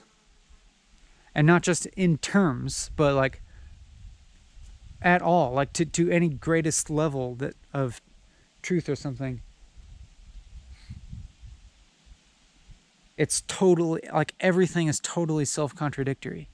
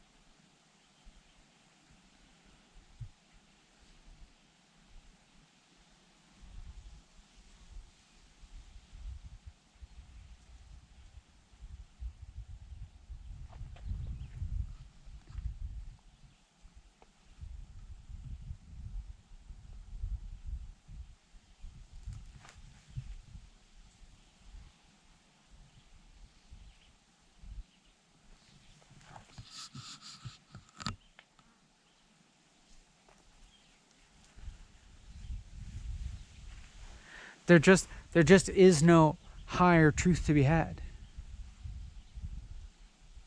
There's no truth at all to be had. And just like this has zero application. Like,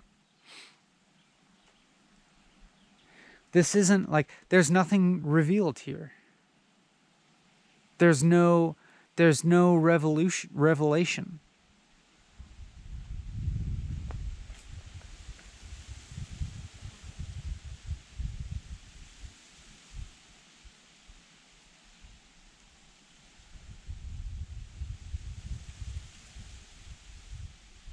Like whatever relative truth was before is no, like there's nothing more true than that. Like you go back, so to speak, to whatever regular life, and regular life is just, it's obvious. It seems so obvious. It seems so obvious that like in every moment of life, of consciousness, like the full truth, as full as it could be, is right there in front of us all the time.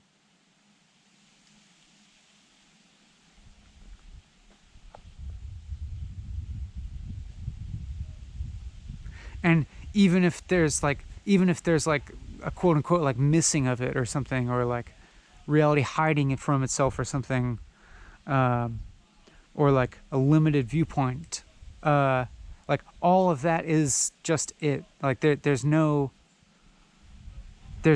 missing it, actually. Like you were never.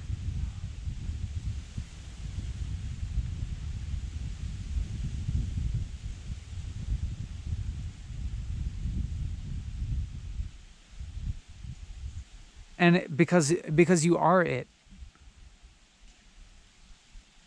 Like separation is the same. Like it is the separation. It is the individuation. Like the whole is the specific.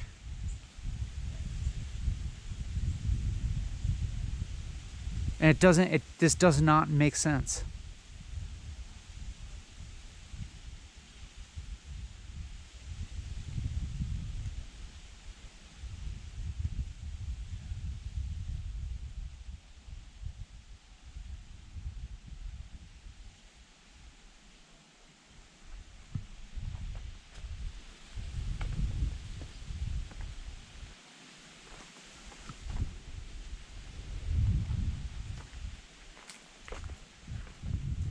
So I don't know. I guess this is hilarious. Like this is so cliche. It's on the top of the mountain. On the top of the mountain, and now it's time to go back down the mountain. Obviously, so I can get something to eat. And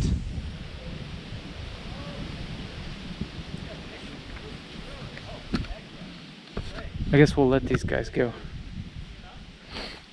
Like, go down the mountain, tend to my social affairs, and keep my engagements, and eat some food, and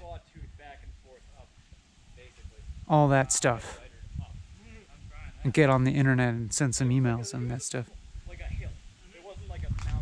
Anyhow, I guess I'll try and go down here.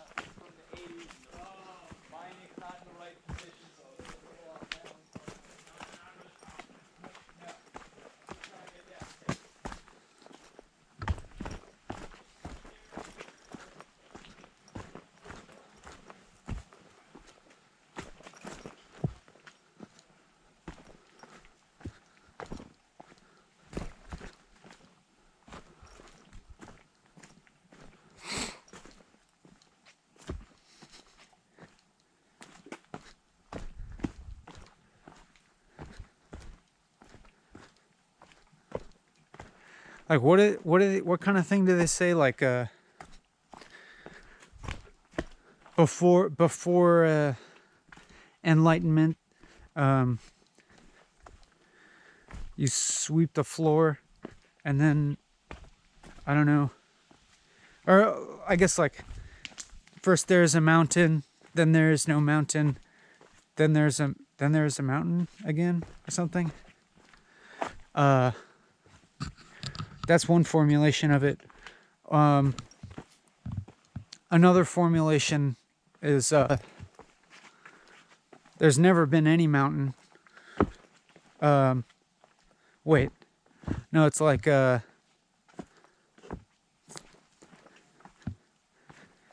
it seems like there was a mountain at some point, and then it seemed like there wasn't a mountain, and then there was a mountain again, and then it seemed like there was a mountain again or something. I don't know. It doesn't matter.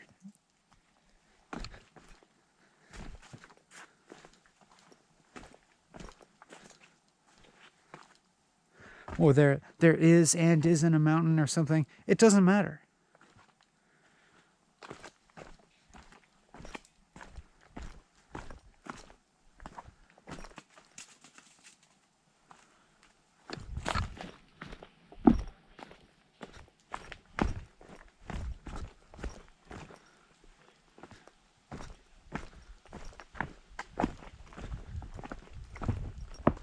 We're going down the mountain.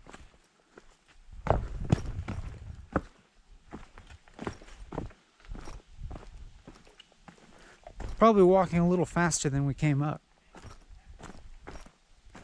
We're, normal mind. Should I let these hikers pass so that I don't have to like feel like I'm constantly running from them? That so I don't have to feel like their talk is intruding upon my experience, our experience. I mean, that's what it is. It's like our experience, like you and me.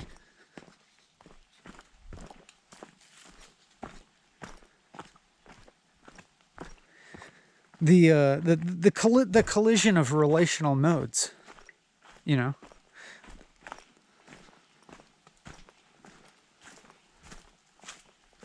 of the IRL. How's it going? Nice to, and it's not really a collision. There's no conflict, There's no real conflict. There's there would be a brief interaction where sort of a short-handed reduction of reality would be exchanged, which would, of course, not really be a reduction of reality at all, Say, like, how's it going? Good. Beautiful day. Sort of thing. Maybe even some kind of joke would arise. Who knows? And a few chuckles. Or something like that.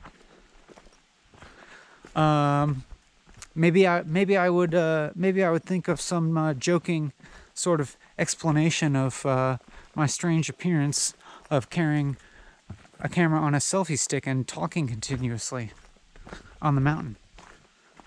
I probably should come up with something like that I can use over and over again.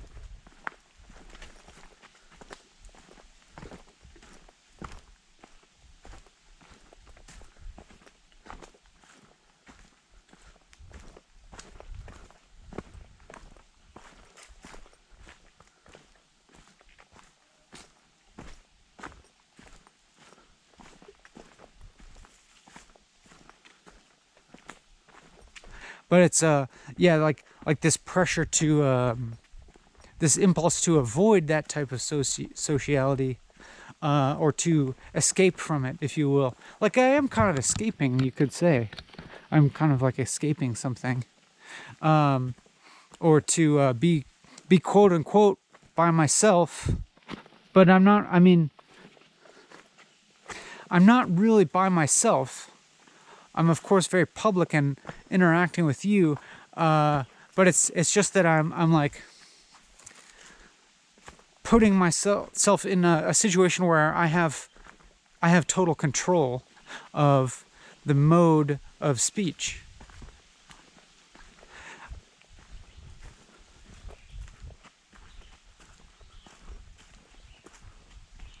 For a long period.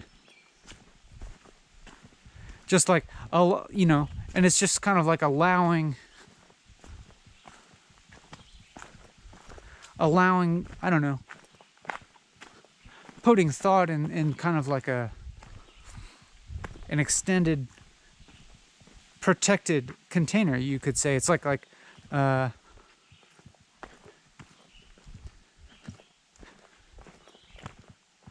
protected environment for thinking,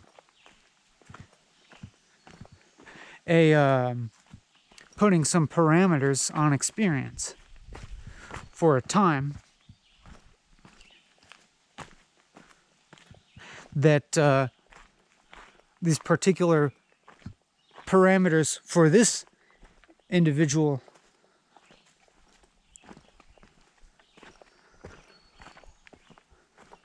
offer some permeability through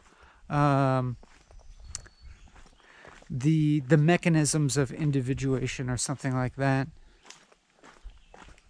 I mean, and this is all just kind of like further characterization of something that, you know, it's like, and I'm totally aware that this characterization is like manifesting the experience probably more than it's describing the experience, or at least, I don't know, that's how I'm characterizing it.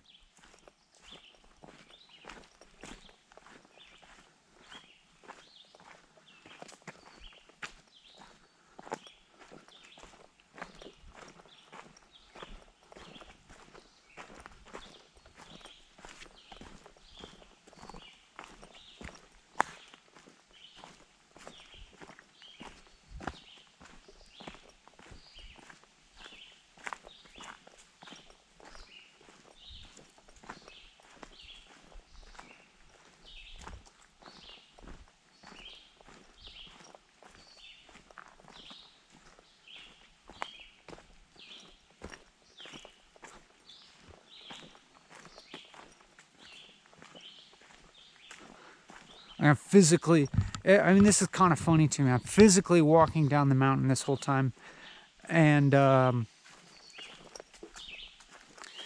find my mind gravitating towards the type of thinking that would be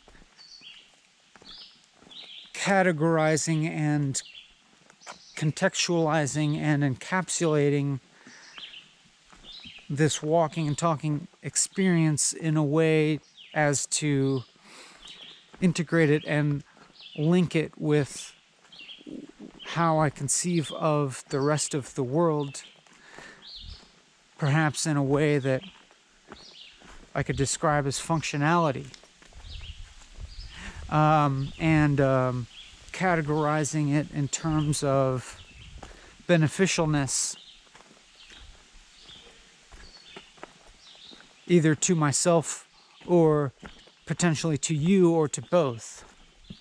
And I think like I can also feel kind of like the presence of the other hikers behind me as like a part of this experience, and so like that, like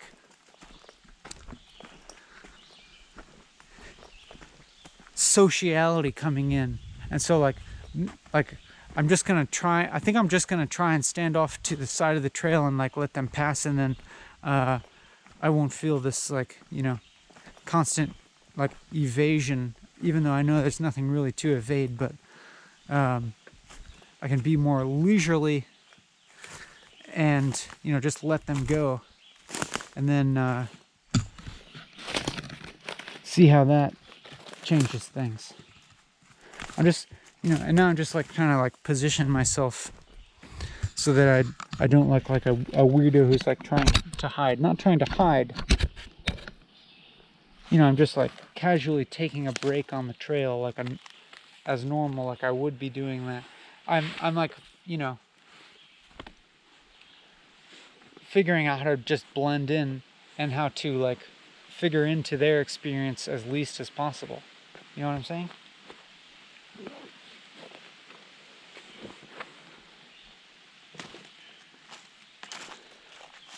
By like, you know, not unsuccessful. I don't want to, you know, unsuccessfully hide from them. I just want to appear in their perceptual field as a person that does not register as anything. You know what I'm saying? I try to do this a lot in the world.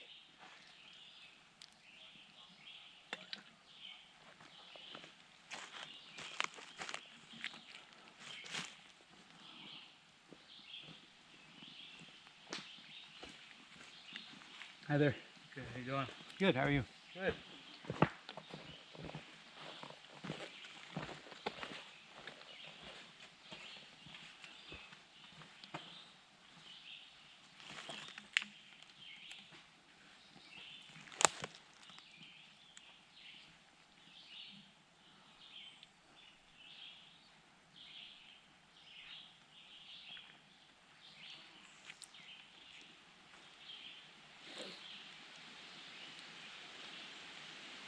That's one. I think there's a few more to go.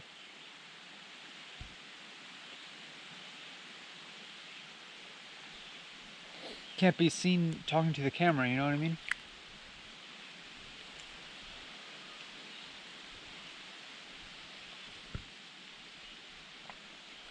It's a weird thing, you know? Like, but, I mean, in our experience, it doesn't seem weird because we're just having this experience, but then, as viewed by, like, an outsider, it's like, there's some weirdness to this, there's some aberrance, but in another sense, it's incredibly normal, I think. Like, I don't know. I kind of think about this as being like extended normalness, like, like being extra normal.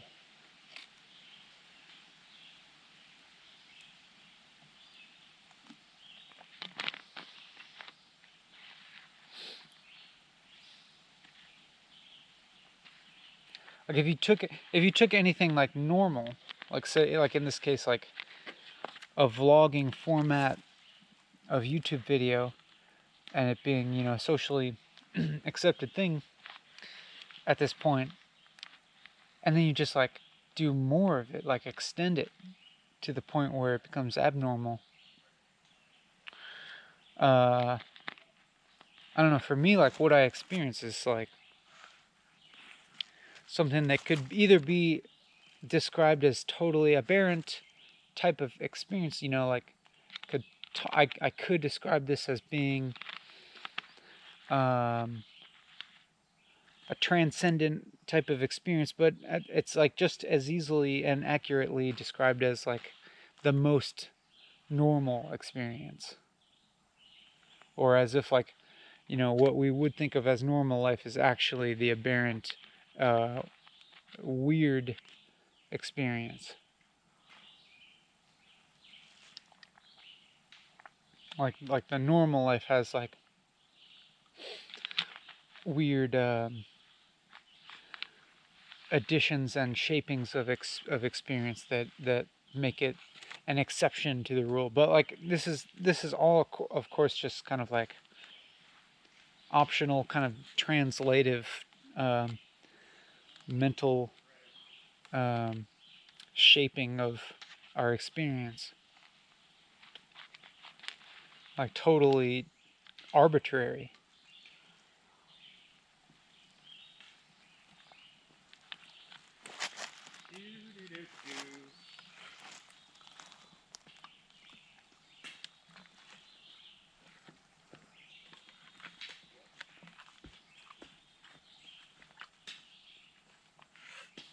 Hello? Hi, how we doing? Pretty good. How are you? Pretty good. Beautiful day, huh? Wonderful day. We picked a good one. Yeah.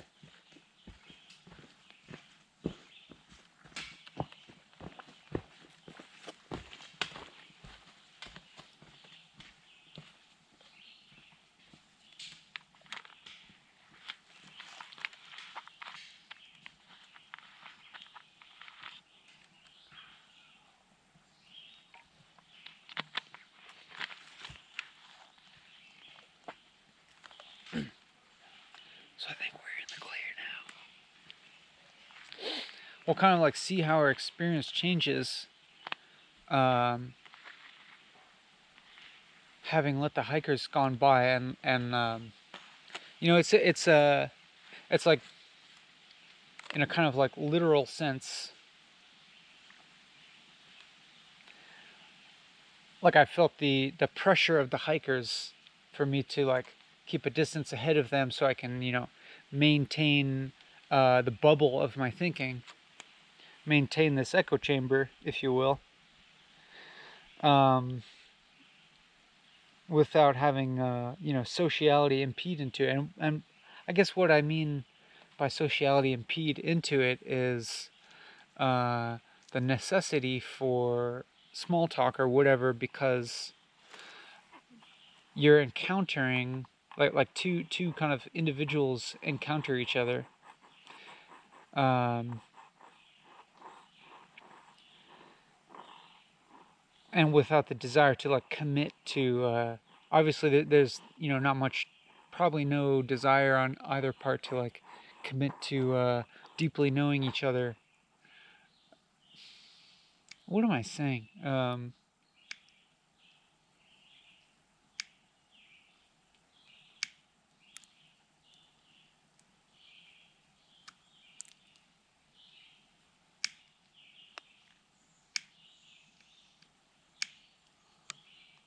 Just like, you know, like the ability to for each of us to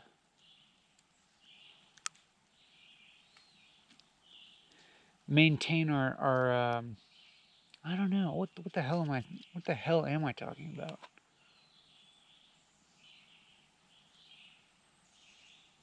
It's paradoxical, right? Because like I'm like going about like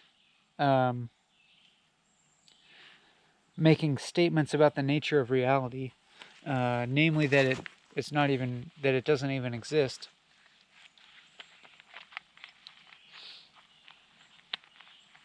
And yet my ability to do that is totally dependent on maintaining like, you know, physical distance from other people, and just like a mental distance. Like it's like I'm talking about like non-individuation, but it's you know, it's kind of it's totally kind of like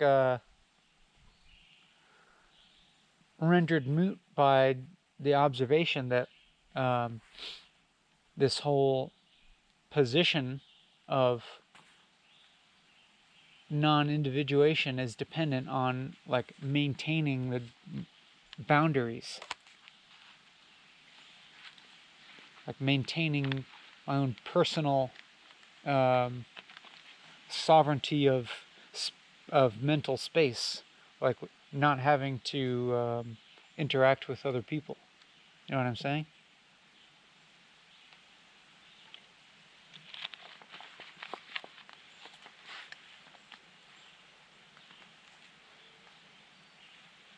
So it's kind of a joke.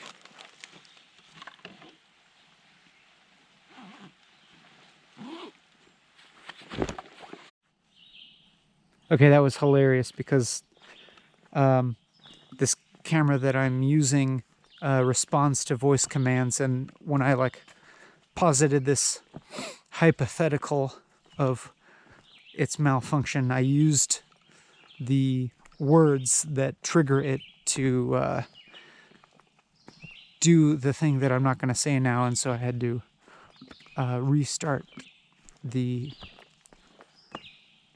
recording. And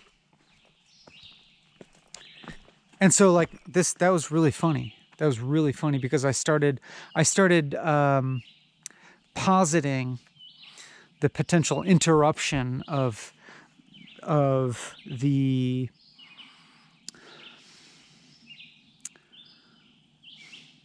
acceptableness of my experience, you know, like if I am saying that I don't care about my experience, it's obviously within certain boundaries.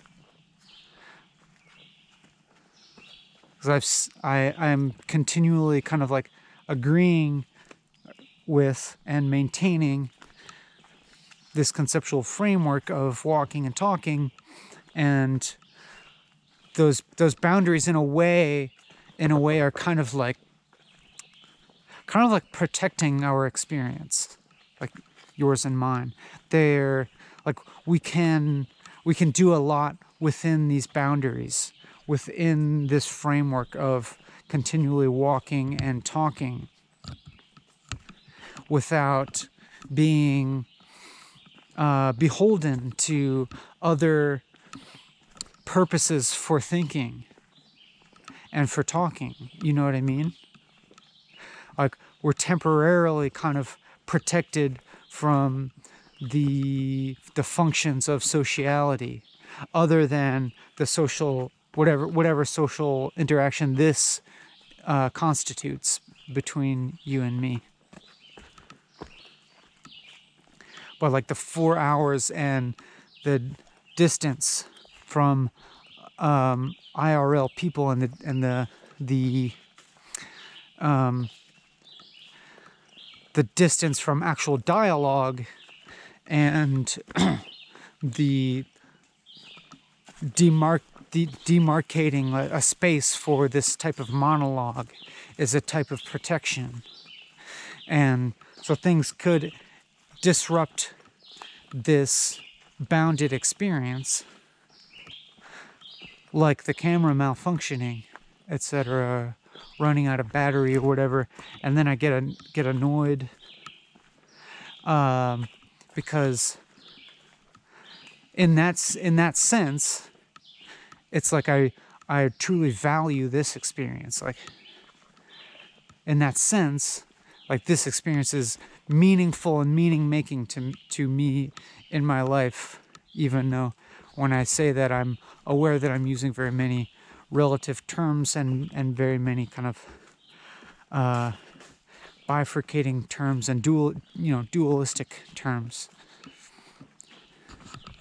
Like, when I talk about meaning-making in life, it's like it's fine to be speaking dualistically. It's like, I don't know, maybe kind of metaphorically, this coming downhill part of the video kind of correlates to the affirmative side of the continual negation that characterized the walking up the mountain.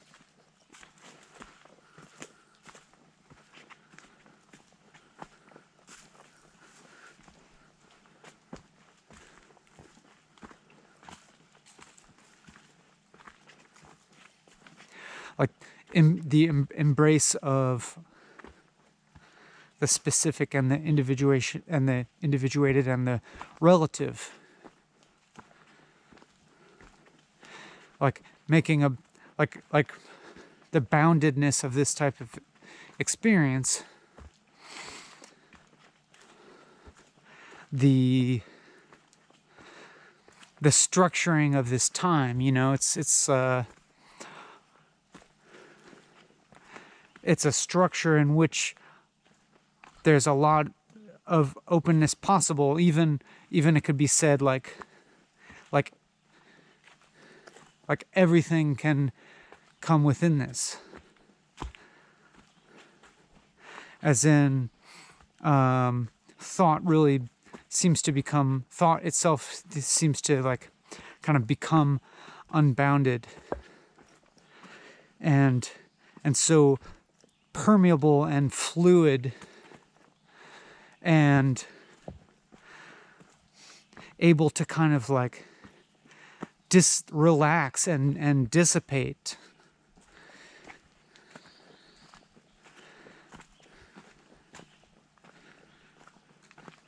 In a way within this. But like without this structure, without, you know, constantly assenting to the continual talking and the location of myself with distance, with mental space apart from other individuals, and also to locate myself in relation to you. Like I'm simultaneously distancing myself from IRL interaction and dialogue, but placing myself very squarely in a public sphere in relation to you for this extended period of time, where I'm able to speak in a monologue and just let the thoughts play themselves out with varying degrees of reflexivity and varying modes of reflexivity upon the way that the thoughts are occurring.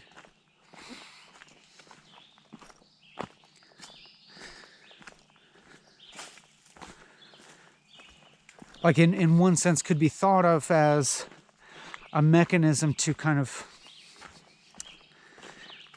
apparently get towards some type of universality, but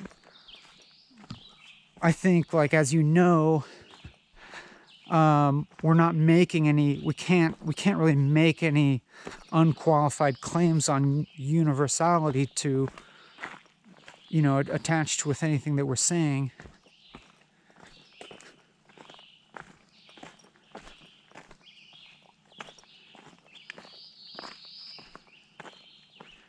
We're not necessarily making any claim that there is any universality that as independent from the specific and the relative and the particular and the individuated.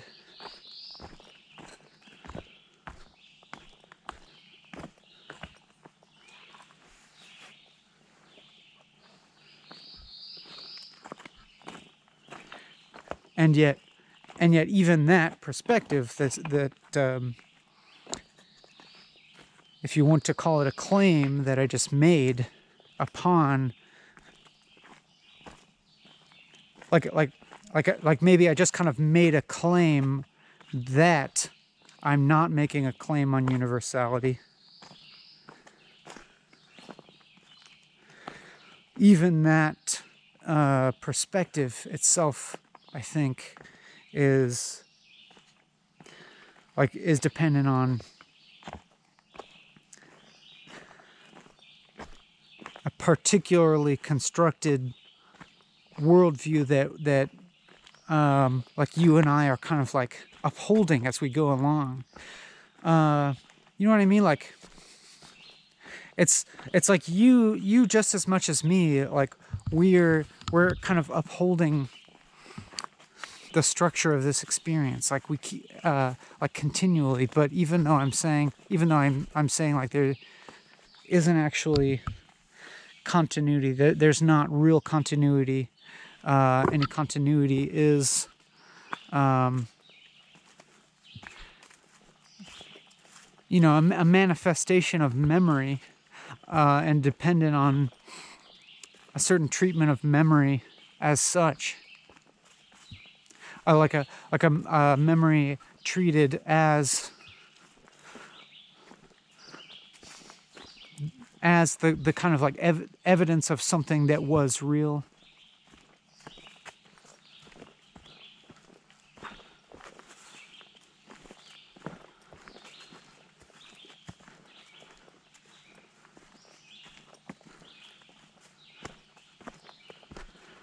But then we get into the same thing where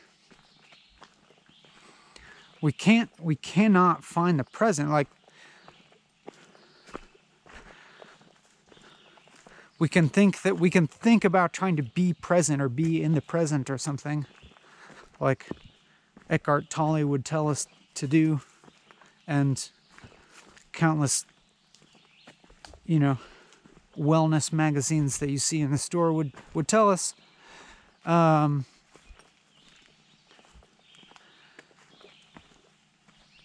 we look towards the kind of vanishing present where you can't get it, but we need past and future as reference points to even posit something such as the present. And then, but then, like the present has no existence other than like it being supposedly the link between the past and the future. But then the past and the future having no meaning other than like outside of the supposition that there was a real present or will be a real present.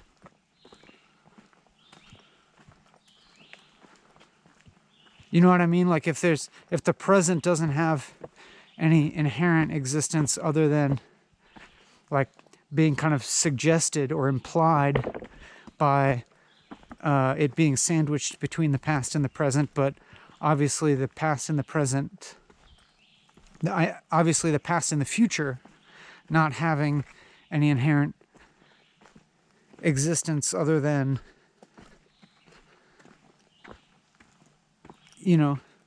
like how much can we say that there was an actual present and there will be a real present, especially if we can't say the present isn't even real.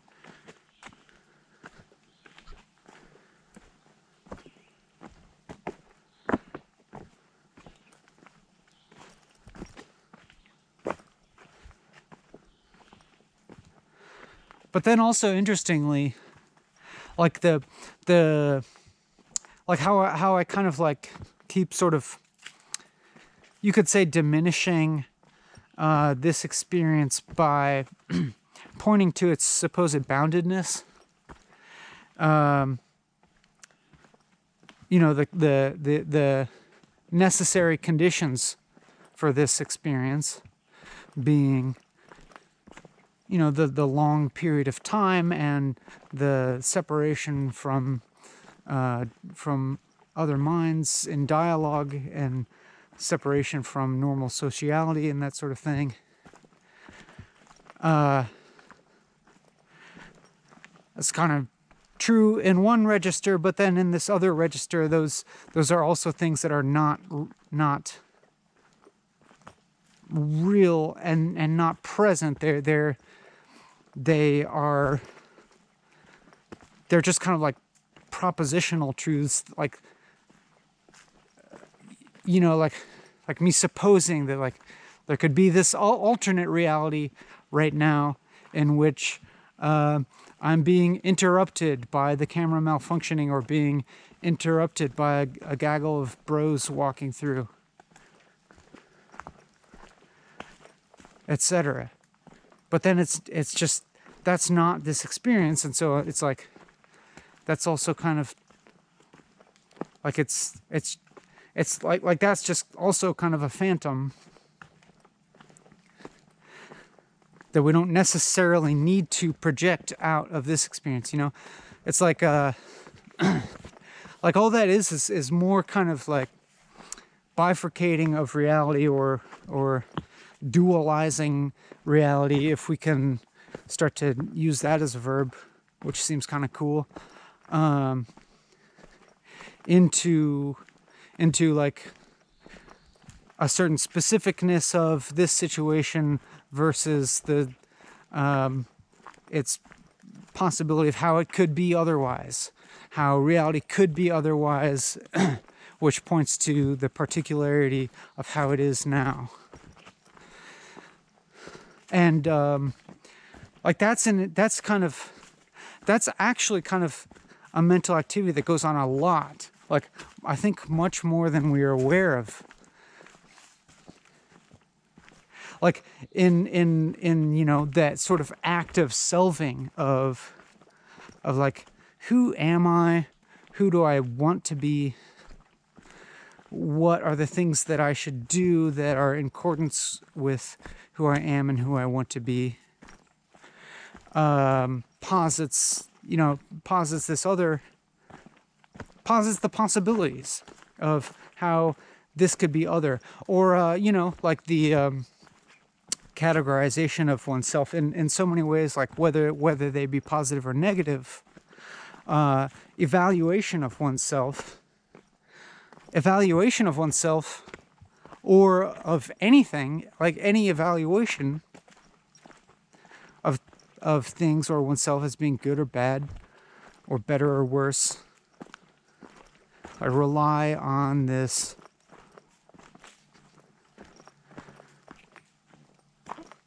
the notion of the possibility of them being otherwise. Like now, like the sort of like rejection of one's situation. And I'm not saying like the sort of like negatively emotionally valenced things of like things shouldn't be the way they are. But then like I can't even really go through with this train of thought in all earnesty, because there's still this, like, you know,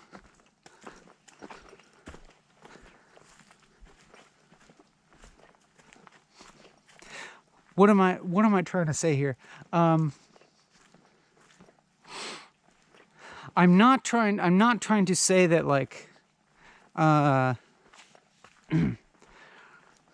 that, like, on no register are things good or bad, and I'm not trying to say that, like, in all registers of experience, like, total acceptance is the answer or something like that. Not at all. Like, total acceptance would imply the acceptance of non-acceptance and the acceptance of evaluation. Sure.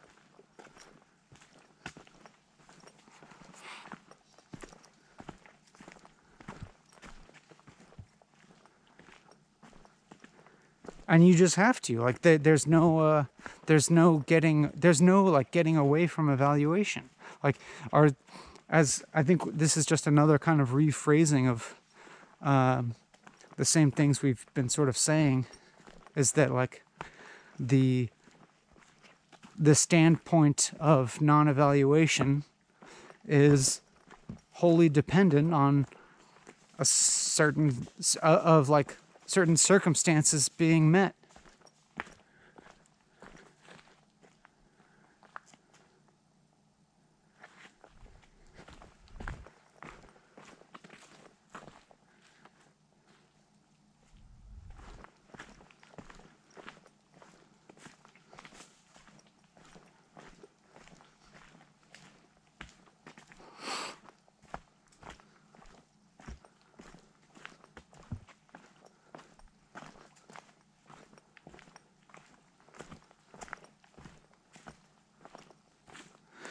But then it just like kind of keeps going, you know. It's like, it, like, the rabbit hole just never ends, because, like, we can focus on the conditions, the material conditions that make such a philosophical standpoint possible.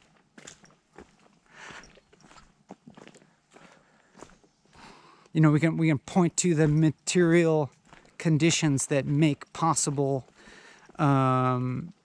something like total equanimity. Like, obviously, total equanimity cannot exist in a situation of, like, constant disruption or violence or deprivation.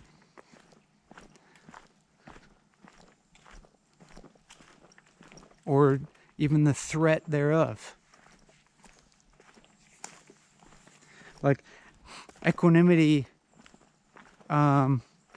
itself is always incomplete, is like necessarily incomplete.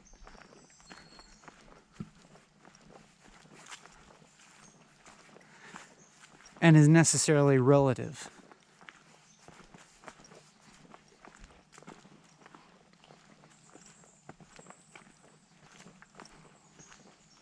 But then at the same time, it's like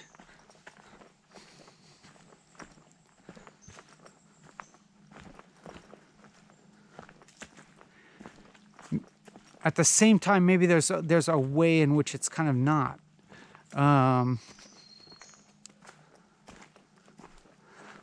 Or like there's some way in which even all the good and bad, even all the wonderful and the terrible, like kind of just belongs, you know? It's kind of like there's like sort of a sense in which even all, like, say, like the material,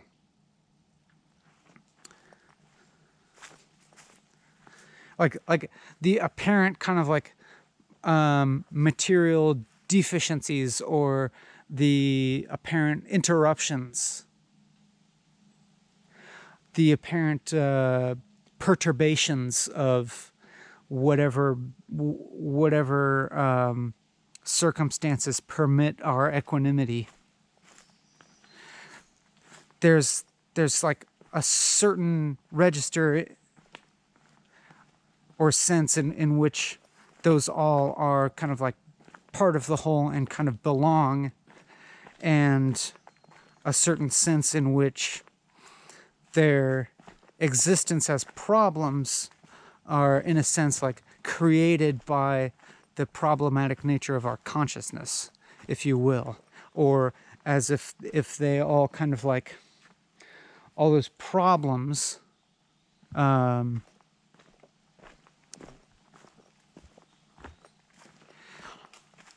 you know, it's said like to exist only to the individual. They exist to the subjectivity that, to the extent that it understands itself as individuated and therefore under threat. And so it's like, I don't know, in a weird way, in a very weird way, it kind of like makes me think of like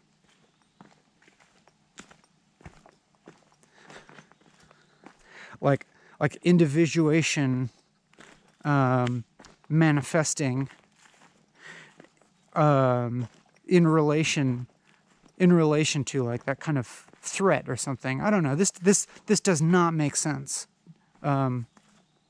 It almost feels like I'm like getting at something, but I think ultimately I'm like not.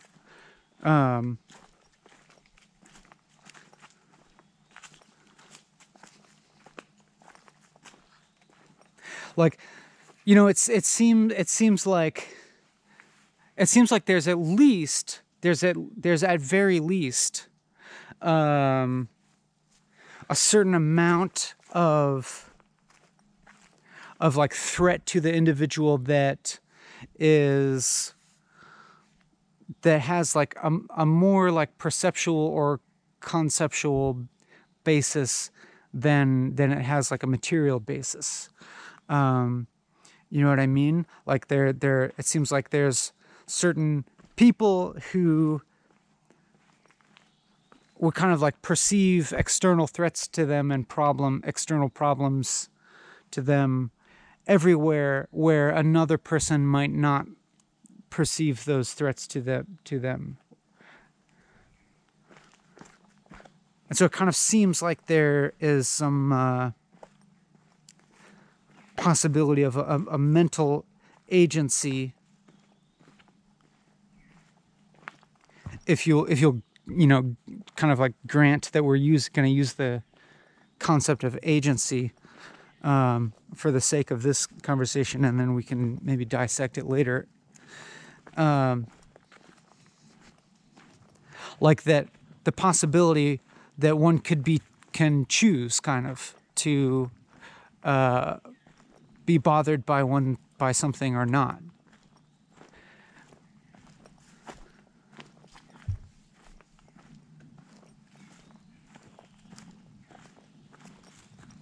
Because there are so many threats that relate to like a future that doesn't really exist, like we're project, like how all of us do it,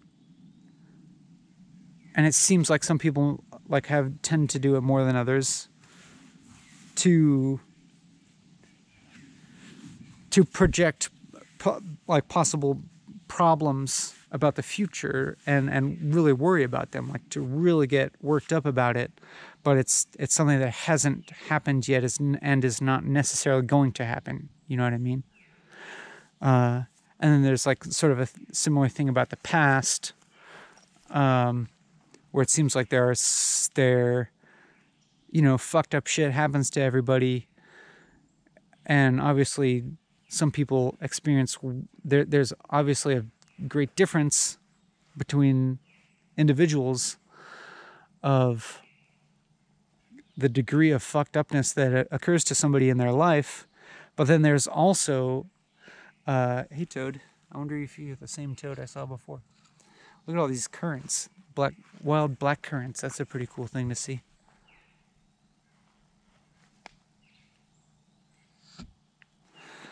There's also like a huge variety between like people's sort of like resilience in the face of fucked up things that have happened to them in the past. Like some people may carry those traumas for a longer time, and some people may rebound from them relatively easily or quickly, or like somehow kind of like metabolize them and integrate them into like meaning making and seemingly a more resilient way or something like that. And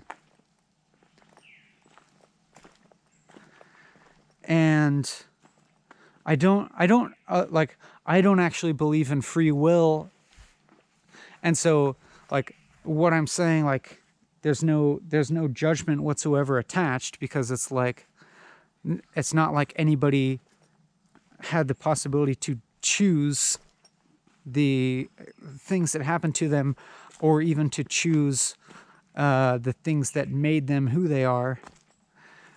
No one had the possibility to choose whether to be a person who's like particularly emotionally resilient, or to be a person who happens to carry trauma for a long time for whatever reason. You can't just like attach judgment there. Like, but this is just kind of to say that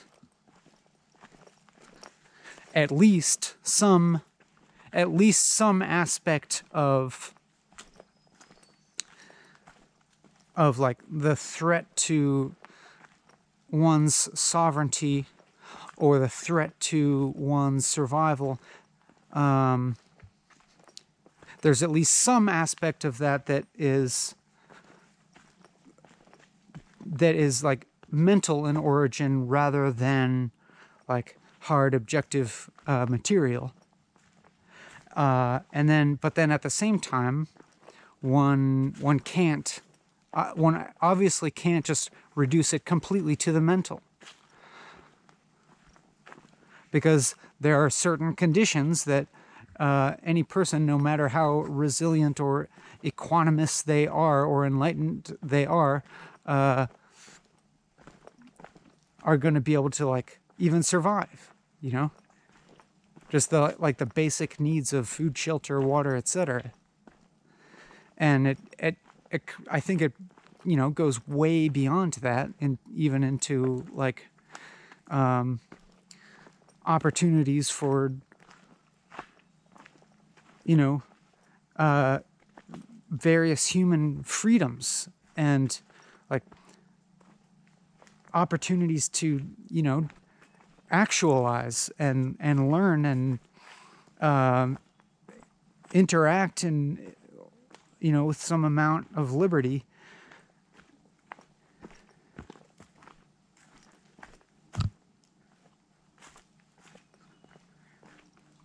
And to, just like not live in oppressive conditions, whether they be of like, like constantly doing backbreaking labor, or under the threat of like living under totalitarianism, or whatever it is.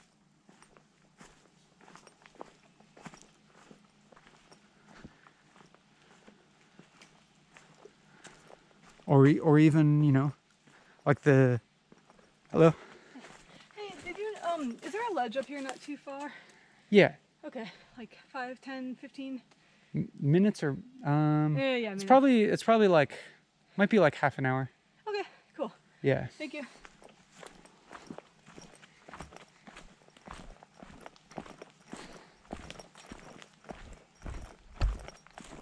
Hello.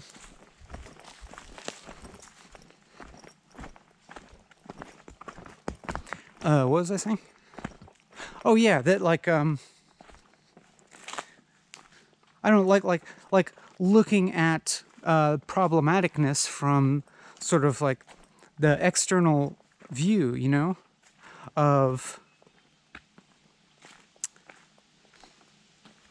like what is external to one's agency, like the conditions that we're born into, or apparently born into, at least.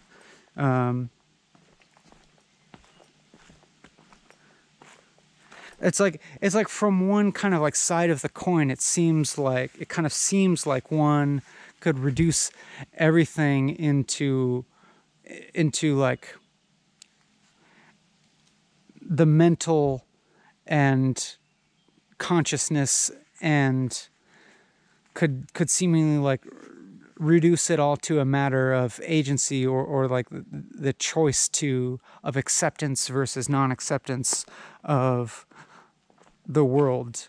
And then on the other side of the coin, like you could just as easily say like, no, that's not true at all. Like people don't get to choose what situations they're born into, and if you're living under totally destabilized conditions, you simply cannot maintain that sort of equanimous outlook on things. And it's like, I don't know, like neither of those is like neither of those is the whole truth.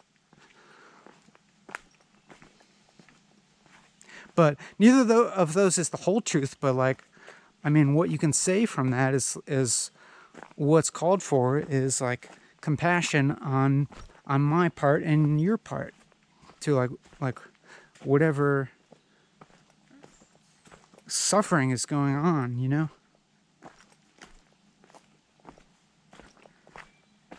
And by suffering, I even mean like, what we could otherwise perceive as somebody being a jerk. Like,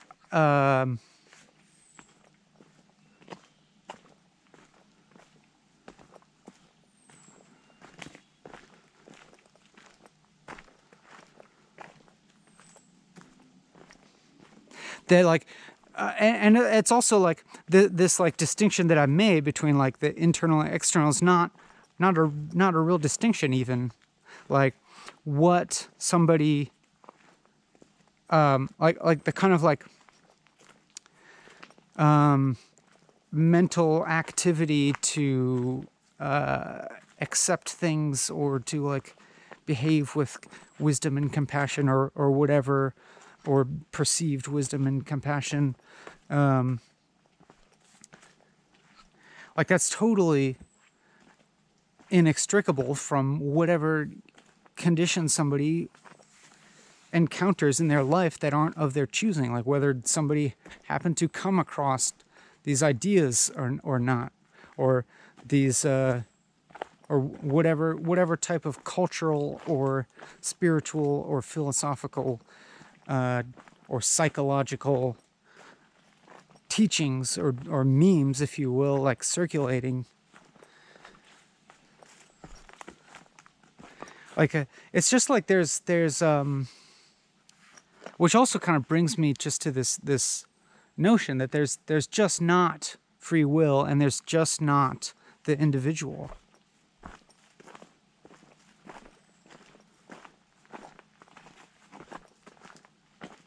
And so, like, it's kind of like, it's as if compassion is like another kind of shorthand for that.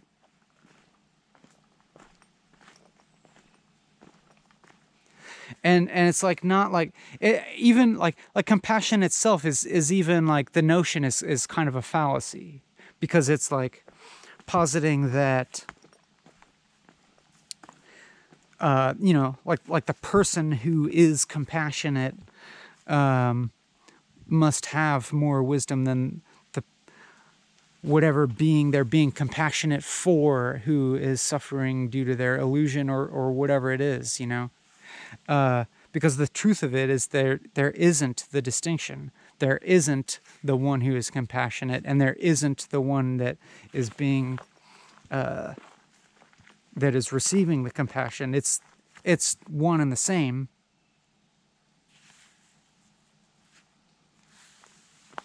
So it's like compassion in itself, even kind of like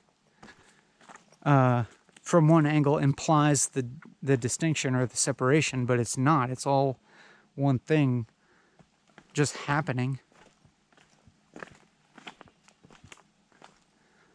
And so if it's like it's as if total understanding or like were possible, or even like a meaningful thing, like a meaningful concept, which I think we've laid out pretty well, that, you know, total understanding of reality, or even any understanding of reality, is not real, not possible, is in fact a contradiction in terms, because there is only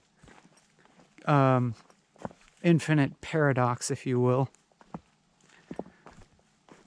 meaning the same thing as there just isn't anything. There is no manifestation, there are no individuals, and yet there's only the individuation and separation, or whatever, you know, nothing. Where were we? Like if that were, like if there were that full understanding, like there'd be not only would compassion not be necessary because there's no separation, it just wouldn't even be a meaningful, it wouldn't even exist. Like that there wouldn't be any basis for a term like compassion to even exist. But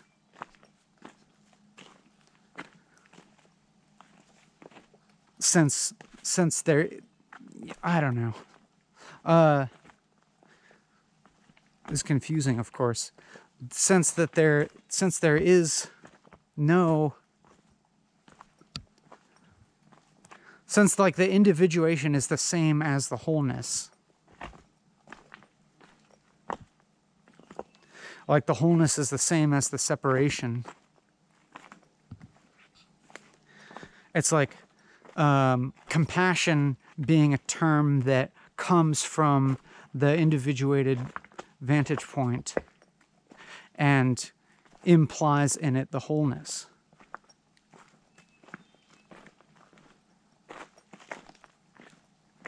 Compassion is the implied,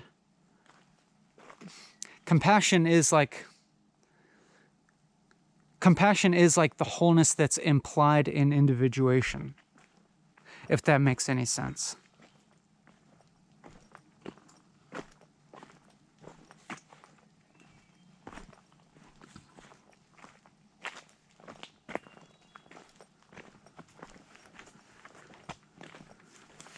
Compassion is the implication of the non-existence of free will.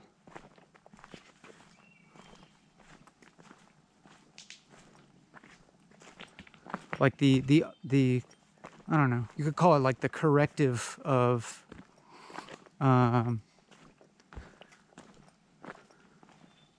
the corrective of like the rejection of certain people or behaviors or something. Or not necessarily the corrective, actually, because like we don't need to reject the act of rejection, but it's like the counterpart.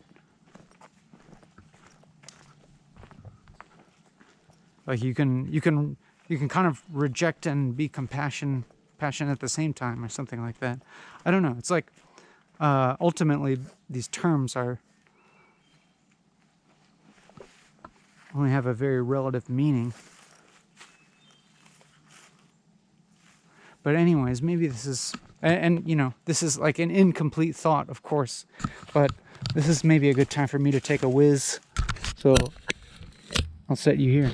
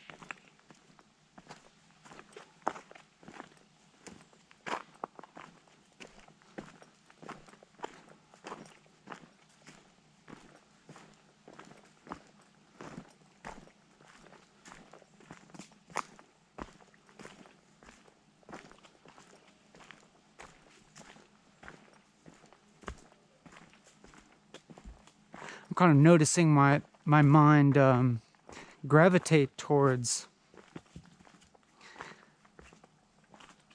positive framings of this experience, and it's interesting that I notice myself thinking about an imaginary future time, like in the near future, where someone might ask me, and this is you know, quite a likely and very, you know, very possible and probable occurrence, that someone would ask me, how was your walking and talking, and then I start to imagine my response to that, and of course it's like,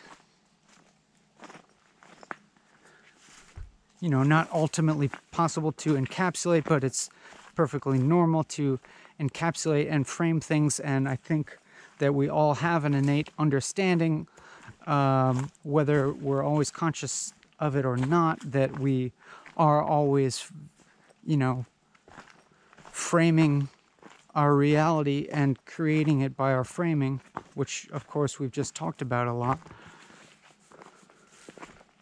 And I thought I found myself imagining in that scenario that I would answer that I'm very glad that I did it.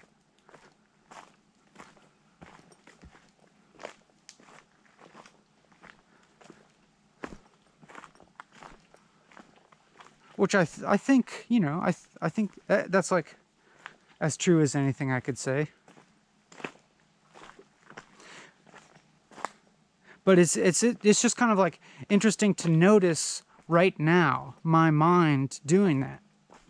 my mind projecting into the future, and like in a sense, it's like it affects my framing of this experience now, and I'm now thinking about like how much I'm doing that all the time, like how much I am evaluating and framing the present, like my present experience, by actually constructing it, by projecting into the future, by imagining in the future what I would say about this experience. Like it's like I'm always at work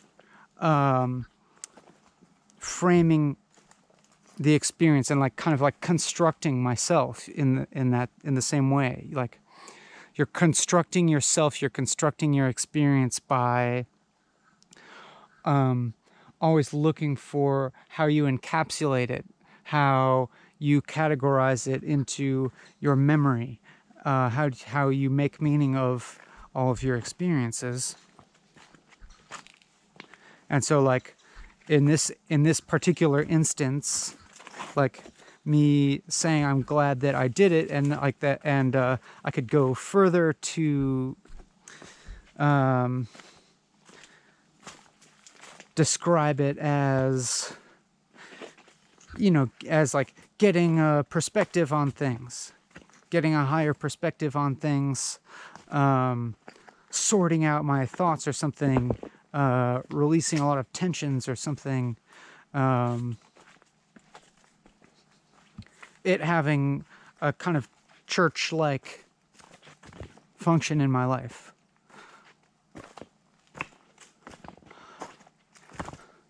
It rejuvenating or refreshing my relationship with the everyday. You know, it's like you coming down the mountain, being having a being reminded about what the so-called everyday is, and it's the sublimeness and miraculousness that is like always in everything, or something like that.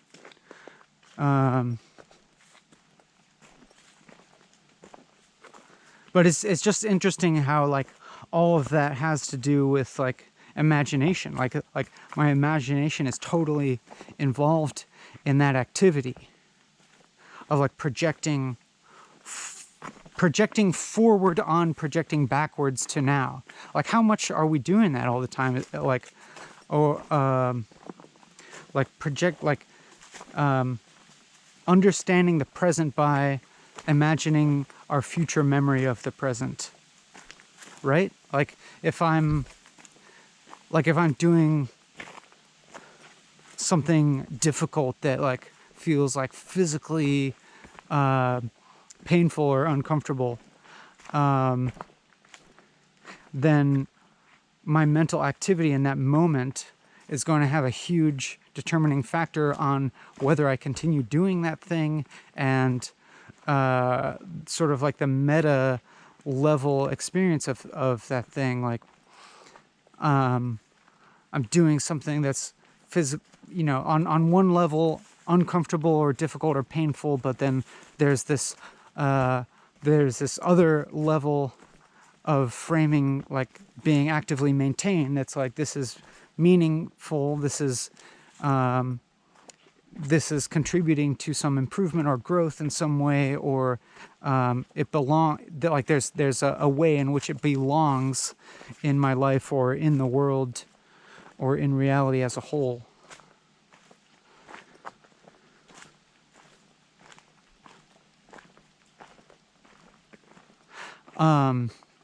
And so like kind of in that sense, like I almost kind of can't resist a somewhat positive framing of my present experience right now.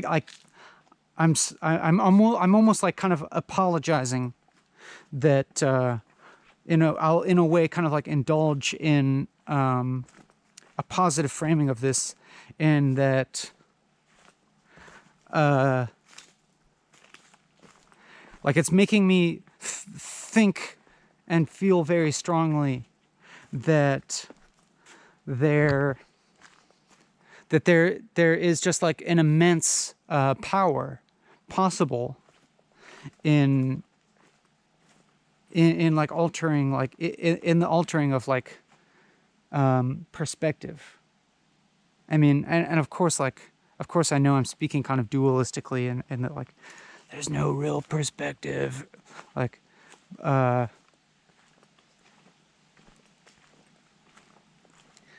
there's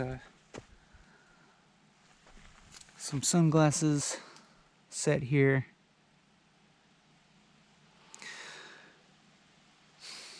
Do I take them or do I not? Like somebody said them, maybe somebody will find them. I think it's a little bit more likely that somebody won't find them. I think it's a little more likely that the owner of these sunglasses will not be returning, although it's possible.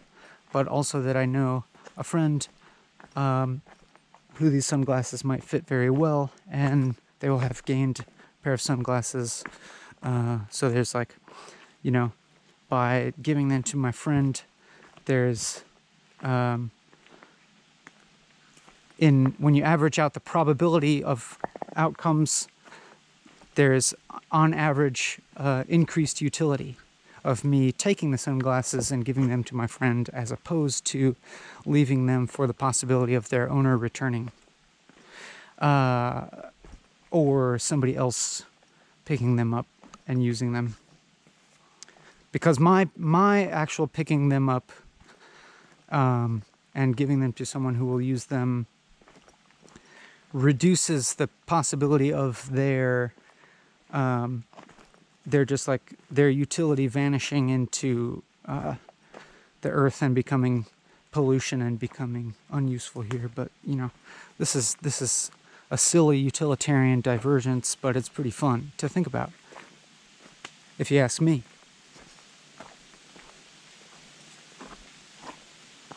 But yeah, like it's as if I kind of can't help but like kind of feel generally positive that I have continued to do this activity, you know, make this YouTube series, and that yeah, I like, it's kind of like, it keeps kind of like showing to myself in a way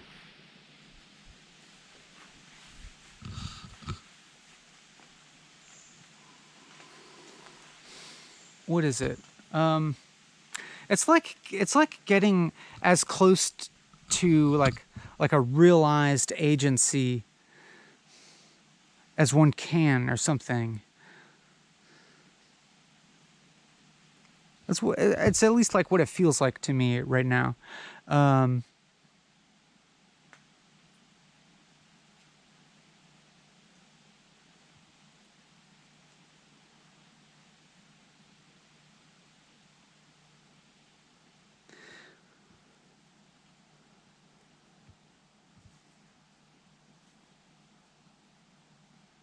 I don't know.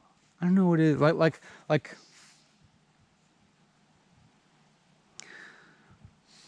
Like it feels to me like a little bit. It's completely paradoxical. Everything that I'm going to say is like totally paradoxical, and so it's like everything I think to say, I immediately come up with a bunch of qualifications for. But it's kind of like,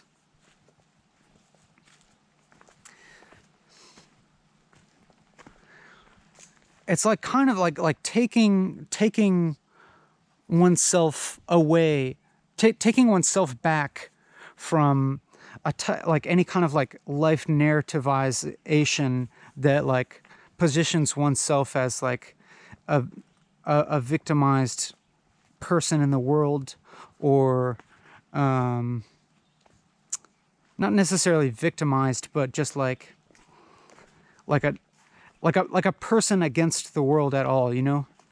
like a person who has to compete for some kind of like legitimacy or importance as a person, or like survival as a person. It kind of like dissipates those things, as in a way it kind of like, at least for me as an individual, weirdly enough, kind of like actualizes my individuality in a particular way that for me really connects with the whole. And like connecting with you in this way is very important in that. Like it's actually like intrinsic to this. Like this ability to, like in one sense it is like an escaping and protecting myself against from the like typical sociality and like having to dialogue with people directly, but it's also like creating this space where I feel like I can speak in a way that feels like true to my individuality, and like communicating like in the real sense of the word, like just I guess like saying it slower, like communicating. I mean, just like this way of talking feels like the more meaningful way to talk with you than kind of like what is allowed for in a lot of other modes of interaction, like without creating this structure.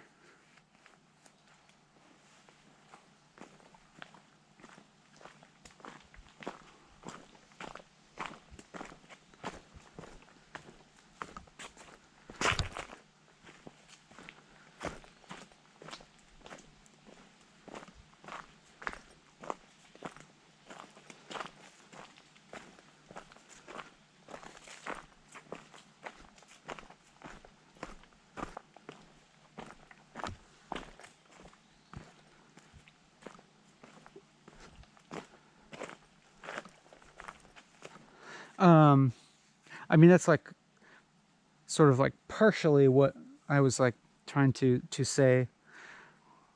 That is like, that's part of what I am like attributing the like feeling positive to.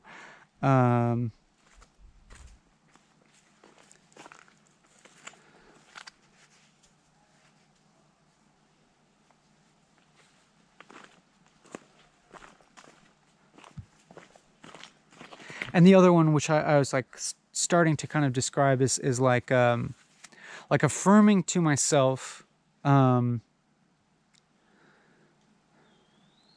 like the power to just like, I don't know,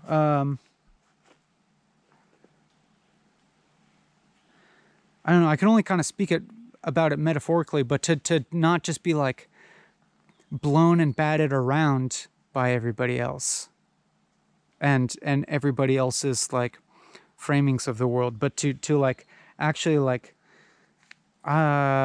take one's mind and feelings and like sovereignty in the world like into one's own hands, and like and just like, you know, create the situation that you need for yourself as best as possible to thrive. And obviously that's a totally like relative thing to every individual, but then, you know, also like probably collectively too, to some extent. I don't know. And that, I guess that kind of amounts to like a pretty like super kind of vague general statement of like, which, you know, is like, this isn't like, I don't think this is like in total conflict with like the non-existence of free will, which I still believe, but it's like in this other register of experience where like you are individuated and you kind of know. I mean, like I kind of think that everybody has some kind of inclination or some kind of instinct towards what is like the productive edge of growth for them. What is the situation in which you can like do what you feel like you're meant to do in the world, like actualize your place in the world, like push against your own boundaries on the productive edge of that, you know? It's like I think you just like you kind of have to follow that for me. To me, I mean, maybe this is just like, and what that looks like is obviously going to be wildly different for everybody.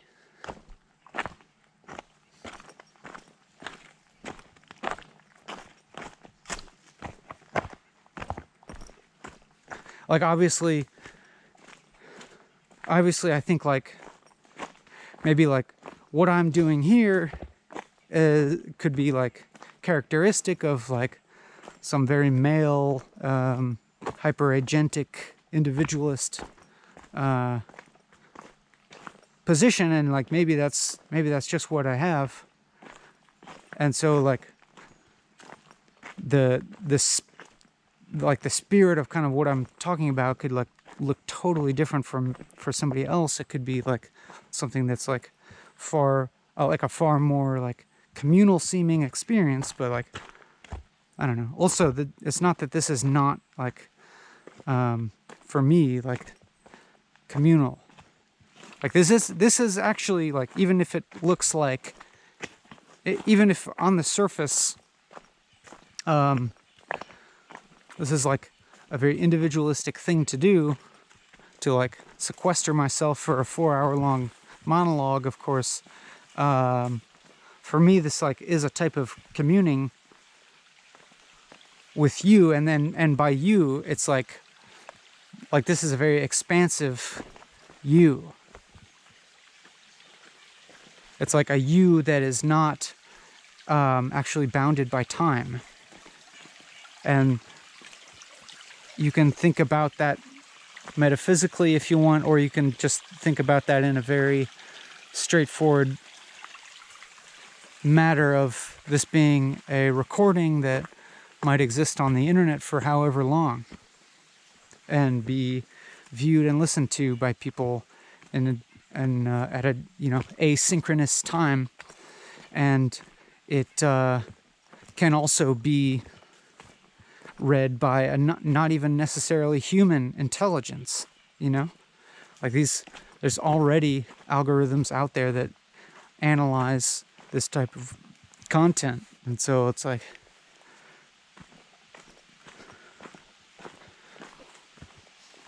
for me this is kind of like, in a weird way, time traveling, or like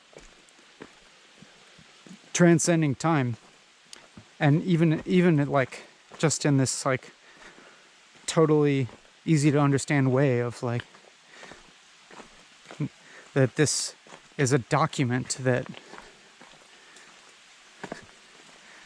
is not necessarily bounded to this moment or this day or this year or this decade.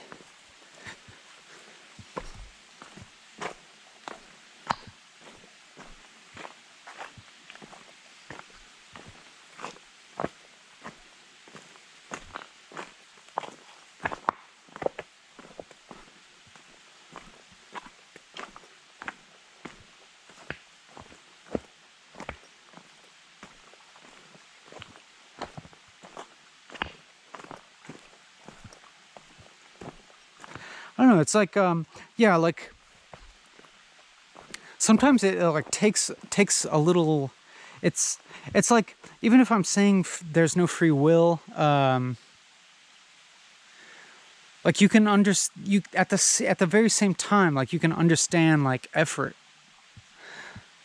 or like you can understand like the kind of like obedience or obedience to this like this little inkling that you might have for like what's important for you to be doing in the world, and it requires like a little bit of like saying no to the things that feel a little bit less important to you, like, and even if and it's not like these things are like bad things per se to be doing, or not that they're like not at all meaningful, but sometimes you have to say no to something that is even kind of meaningful, that even would be kind of meaningful, in order to make space for yourself to do the thing that is the most meaningful.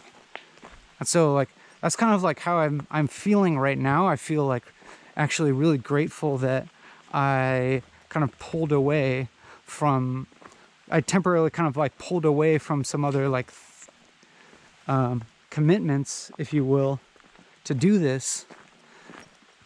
And I feel so grateful that I did.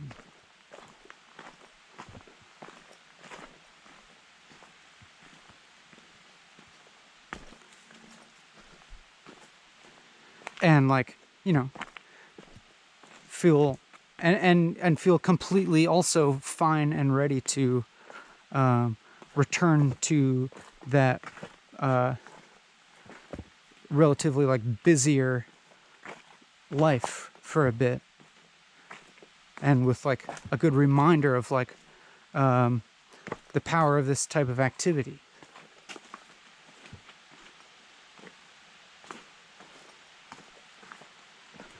And so like, yeah, I mean, like for you, if like, I don't necessarily want to come into any kind of like advice giving position, because like that, like that's a little bit of a fallacy to be appearing to like divide us into, you know, someone who like knows less or knows more or is more advanced in some way. It's really that you have it already. Like you are it already. You kind of are what you're seeking. And in the most ultimate sense, it's like you could say like there's nothing to be done, but then there also is something to be done. There is the like the obeyance of that, like the beckoning of that call, which just like in a kind of a pretty down to earth way means like setting yourself up in life to do that thing that is like where you are in most connection, where you are realizing that connection the most. I think, I mean, like maybe that's, I don't know, you don't have to, I guess, but like for me it's like what that almost seems like kind of like like self-evident or something. And but like I'm hoping that I'm like conveying like an extremely wide net for like what this term of like actualization of your potentials like means, because it's like obviously for everybody it's not going to mean going on 4-hour walks by themselves and talking the whole time, and it's not even going to necessarily mean like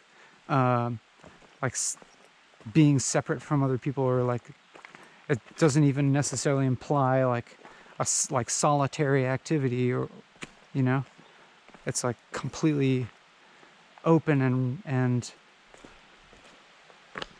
relative to the individual, to you, like what that means. Like, so it's I mean it's basically like I'm saying something like as obvious and as stupid as like do what's most important to you, and like I don't know. But then but then like for that to be considered as advice is also pretty pointless. It's pretty pointless, you know, because it's like obviously like you're probably trying to do that anyways, and I know it's like and then like, you know, even that like conceiving of certain things as being more important than others is like potentially dualistic in an unnecessary way. And then, you know, it's like everybody has to figure out how to make time in their lives to like do the things. And so that's kind of all I'm doing is like trying to figure out how to make the time in my life to do the things that feel important to me. I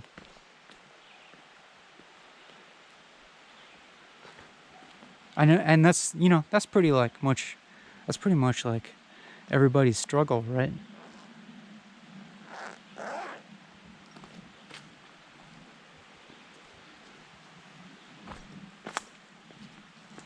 Or like, you know, it's also, and then at the same time, it's like when you don't have those constraints, like if you're like inherited a bunch of money and you don't have to work a job or something, and you're ostensibly you have the freedom to do whatever it is you want with your time.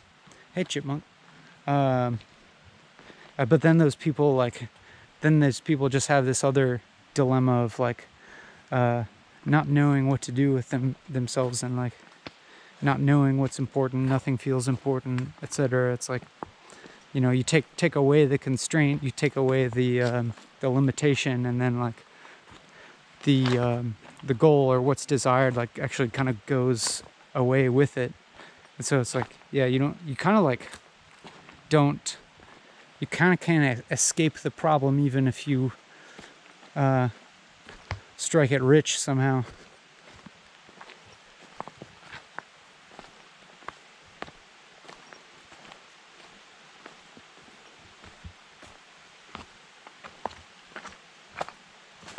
Or like the opposite too, like if one thinks like the important thing to do is to like abandon all material attachment and like go be an ascetic in the wood, then you'll have time. But then it's like actually living in the woods is a lot more complicated than I thought about. And where am I going to get water? Where am I going to find some like clean unpolluted water around here? Oh, it seems like the aquifer is drying up.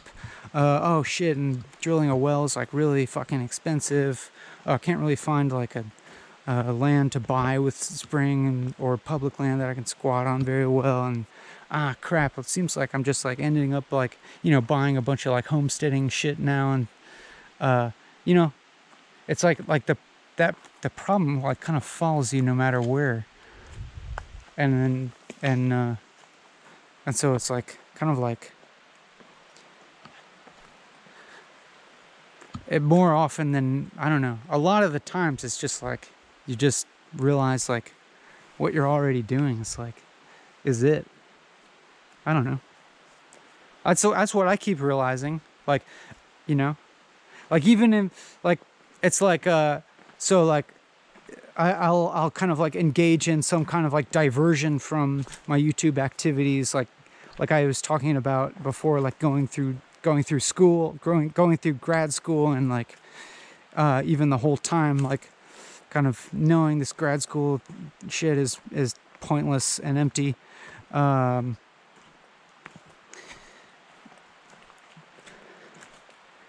And yet at the same time, like I'm like I am like choosing to go through with it, right? I'm like choosing to like submit myself to that structure and like not drop out or whatever. And then like kind of projecting walking and talking as like the liberated alternative, like I'm then like mentally framing like walking and talking as the more actualized use of my time.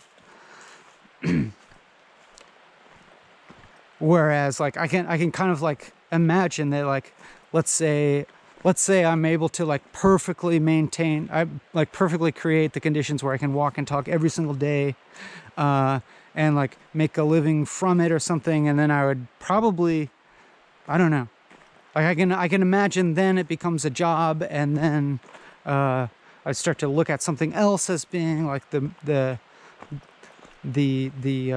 liberated use of my time, and so it like continues like that kind of like, I don't know, mental bifurcation of experience into sought and oppressive, like keeps following you, you know, it follows you wherever you go, and so it's kind of like stop looking in a way. Yeah, stop looking. But you'll never stop looking. It's not possible to stop looking also.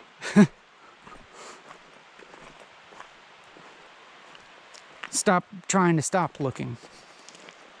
First stop looking, and then stop trying to stop looking.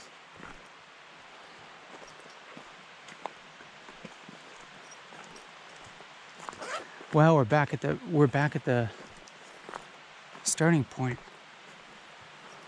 Almost. Oh, and we're about at the end of 4 hours. It's pretty perfect.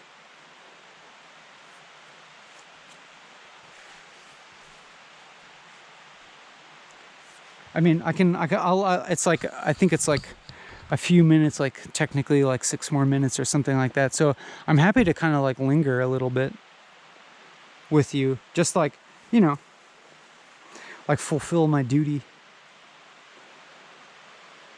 I'm on the job, but like, maybe it's like a kind of funny time to like insert this, but like how I was talking about like the search for like figuring out how to spend more of your time doing what you want to do. I know it's like, it's still a dualistic way of thinking, but like I've been, you know, imagining myself doing that increasingly so via this YouTube channel and via the Patreon account that's associated with it. And a few people do, some people do donate a little bit of money on Patreon. It's like still a pretty modest amount for me and not like a livable amount, but it does kind of like anchor this practice for me more in the like practical world, if you know what I mean. Like the sort of like on the sort of material level of there being like a small amount of income coming in for this,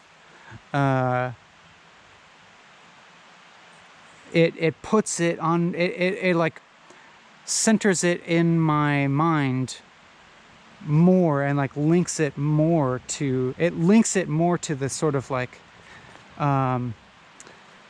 level of utility in my life, if that makes any sense. Like if this, like to the extent that this becomes more my job, my time commitment to it can increase, and I really want that, because I think not only like not just about like increasing quantity, but like that the sort of like centeredness in this practice like could increase. I mean, this is all we could say a very bullshit beating around the bush to say like, go check out my Patreon page, patreon.com/Benjamin Bennett, and sign up. And I post some other stuff there, like other sorts of stuff that would, you know, could be considered more of a bridge or window into my individuated life. If that's of any interest to you, if you do donate to Patreon, I hope it's like with full awareness that what you and I are engaging here is completely pointless, and there's nothing to be done, and I ultimately have nothing to give to you because you already have it. But if you feel positively about this activity in the way that I do, there's that possibility for you to contribute to it becoming more in the world, more of a thing in the world, and that would make me incredibly grateful. I'll put the link in the description, but for now, regardless, I'm eternally grateful for you experiencing this with me, and pretty excited to keep making more, at least at the moment. So until next time, bye.